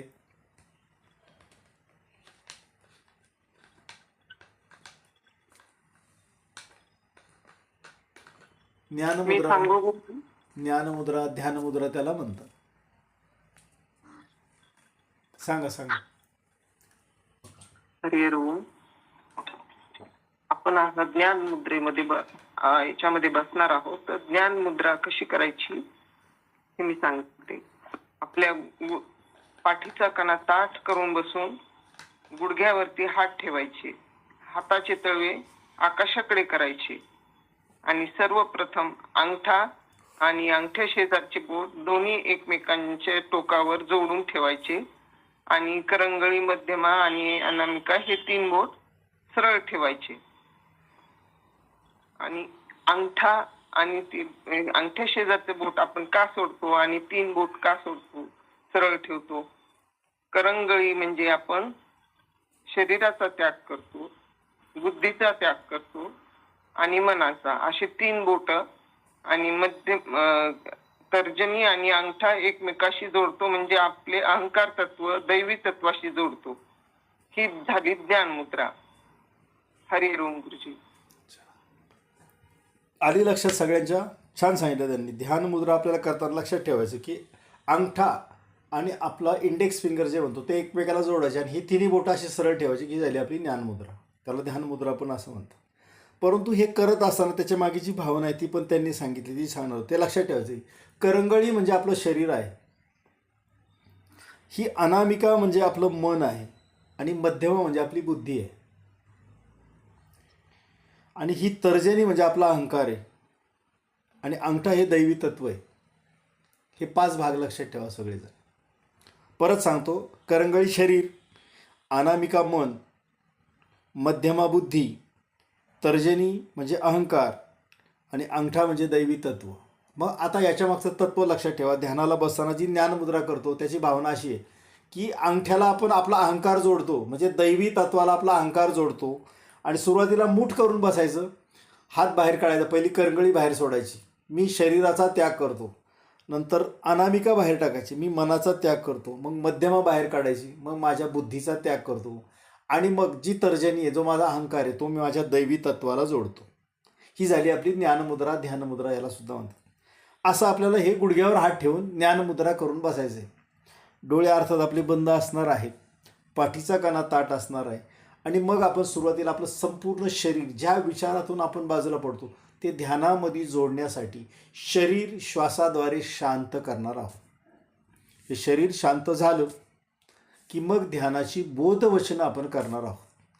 अशा पद्धतीने 10 मिनिटापासून तर 40 मिनिटापर्यंत ध्यानाचे बोधवचनांचे 8 भाग आहेत. ते 8 भाग आपल्याला पाठ करून ह्या ध्यानामध्ये एकाग्रता साध्य करायची आहे. असं ध्यान आपण पुढच्या गुरुवारी अगदी सुरुवातीला घेणार आहोत आणि लगेच त्याचं प्रात्यक्षिक पण करून घेणार आहोत. ध्यान कसं करायचं, कारण आता इथे वेळ आपली संपते. ध्यानाची कृती सर्वांना सांगितली. आता याच्यातनं शिकण्याचा भाग, तुम्हाला पुस्तकाचं मी PDF करायचं काम तयार चालू आहे. ते तयार झालं की तुम्हाला हा सगळा अभ्यासक्रम तुमच्यापर्यंत येईल. PDF प्रिंट काढून घ्या आणि वाचन करायला सुरुवात करा. त्याच्याप्रमाणे अभ्यासामध्ये तुमची गोडी पण निर्माण होईल. तर हे ध्यान आता तुम्ही जेवढं सांगितलं तेवढं फक्त काय करायचं, डोळे बंद करायचे, ज्ञानमुद्रा करायची, श्वासाकडे लक्ष घेत 5 मिनटं फक्त ह्या जोडीला तुम्ही करायचं की 7-8 वेळा तो पहिला श्वसन प्रकार करायचा आणि 5 मिनटं ही ध्यानाची स्थिती ज्ञानमुद्रा करून करायची. एवढा सराव तुम्ही रोज, हे सगळं करण्यासाठी तुम्हाला जास्तीत जास्त वेळ लागेल 10 ते 15 मिनटे. आपल्या निरोगी आरोग्यासाठी निश्चित आपल्याला तेवढा वेळ देणं अत्यंत आवश्यक आहे. वेळ प्रसंग निर्माण झाला तर डॉक्टरला आपण लाखो रुपये देऊन हॉस्पिटलमध्ये बसतो, त्याच्यापेक्षा हे निश्चित चांगलं आहे. कारण आपल्याला ध्येय साध्य करायचं आहे की औषधाशिवाय पूर्ण आरोग्य आपल्याला प्राप्तीकडे पुन्हा नव्याने जायचे. अशा उल्हासामध्ये आज आपण प्राथमिकच्या 8 श्वसन प्रकारातला पहिला पूर्ण श्वसन प्रकार आणि ध्यानाची सर्व पार्श्वभूमी, ब्रह्मविद्येचा इतिहास, फुफ्फुसाचं महत्त्व, हृदयाचं महत्त्व, श्वसन प्रकारांची नावं, श्वसन प्रकाराला योग्य रीतीने का करावं, ह्या सगळ्या गोष्टी हळूहळू आपण पाहिल्या. हा, कोणाला विचारायचे काही? आवाज आला कोणाला तरी? तर आता आपण काय करूया, वर्ग संपण्याची प्रार्थना घेऊया आणि मग आपले शंका प्रश्न काय असतील तर त्याच्यावर विचार करूया. जुन्यापैकी कोण घेणार प्रार्थना?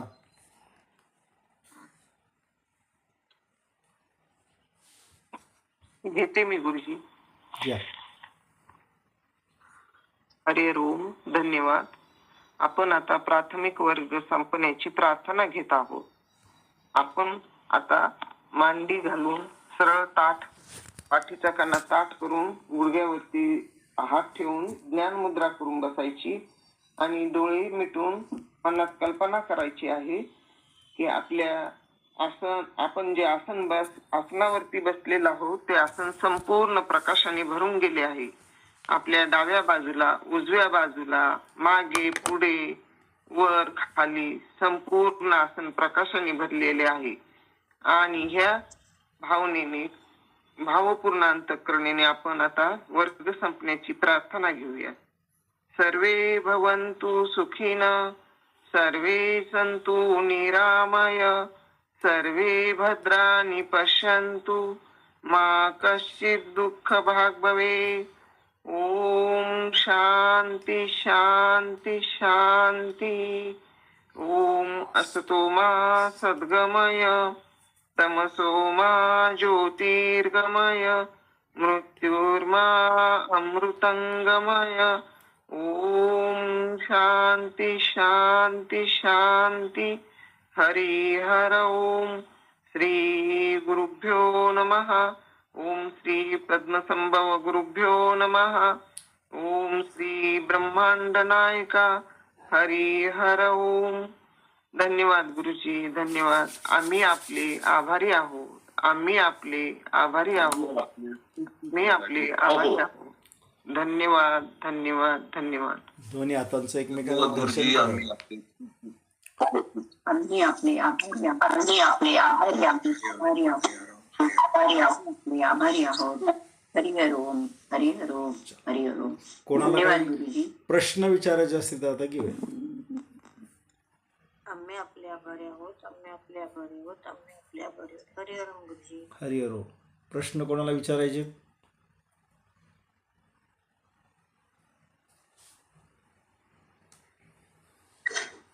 आम्ही आपले आभारी आहोत.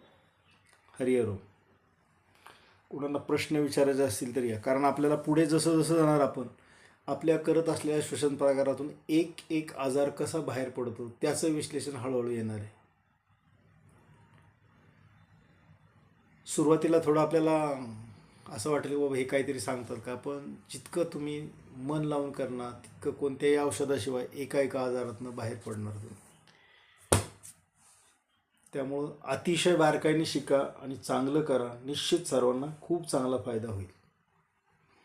चला, आपण शिकलेल्या भागापैकी कोणाला काही विचारायचं आहे? रामकृष्ण हरी गुरुजी. धन्यवाद. रामकृष्ण हरी.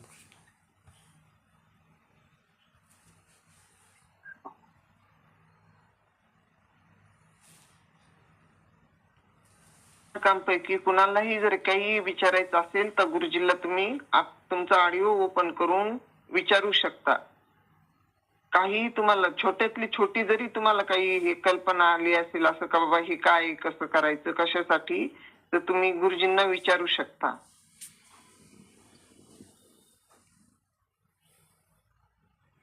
आणि सराव मात्र सर्वांनी, सगळं यश त्या सरावावर अवलंबून आहे, लक्षात ठेवायचं. शब्दांपेक्षाही यश सरावर आहे. मी स्वतःला रोज 1.5 तास याच्यासाठी स्वतंत्रपणे देतो.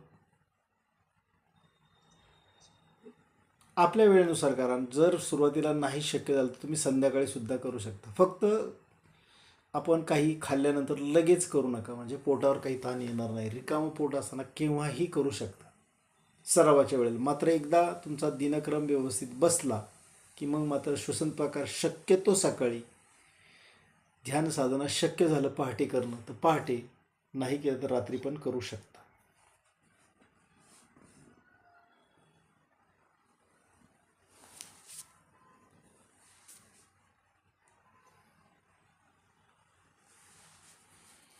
कोणाला प्रश्न नसतील तर या ठिकाणी आपण थांबूया. पुढच्या गुरुवारी नियमितपणे वेळेच्या पूर्वी किमान 2-3 मिनटं अगोदर आला तर जॉईन करून घेताना मग काय होतं, एका बाजूला प्रार्थना, एका बाजूला लोकांना जॉईन करून ही थोडीशी धावपळ होती. किमान आपण एक 2-3 मिनटं अगोदर जॉईन होऊ शकतो. पुन्हा एकदा सर्वांचे आभार. सर्वजण मनापासून साधना करा आणि एका नवीन जीवनाला सुरुवात करा अशी आमच्या गुरूंना प्रार्थना करतो आणि या ठिकाणी आपण थांबूया. सर्वांना हरिहरो.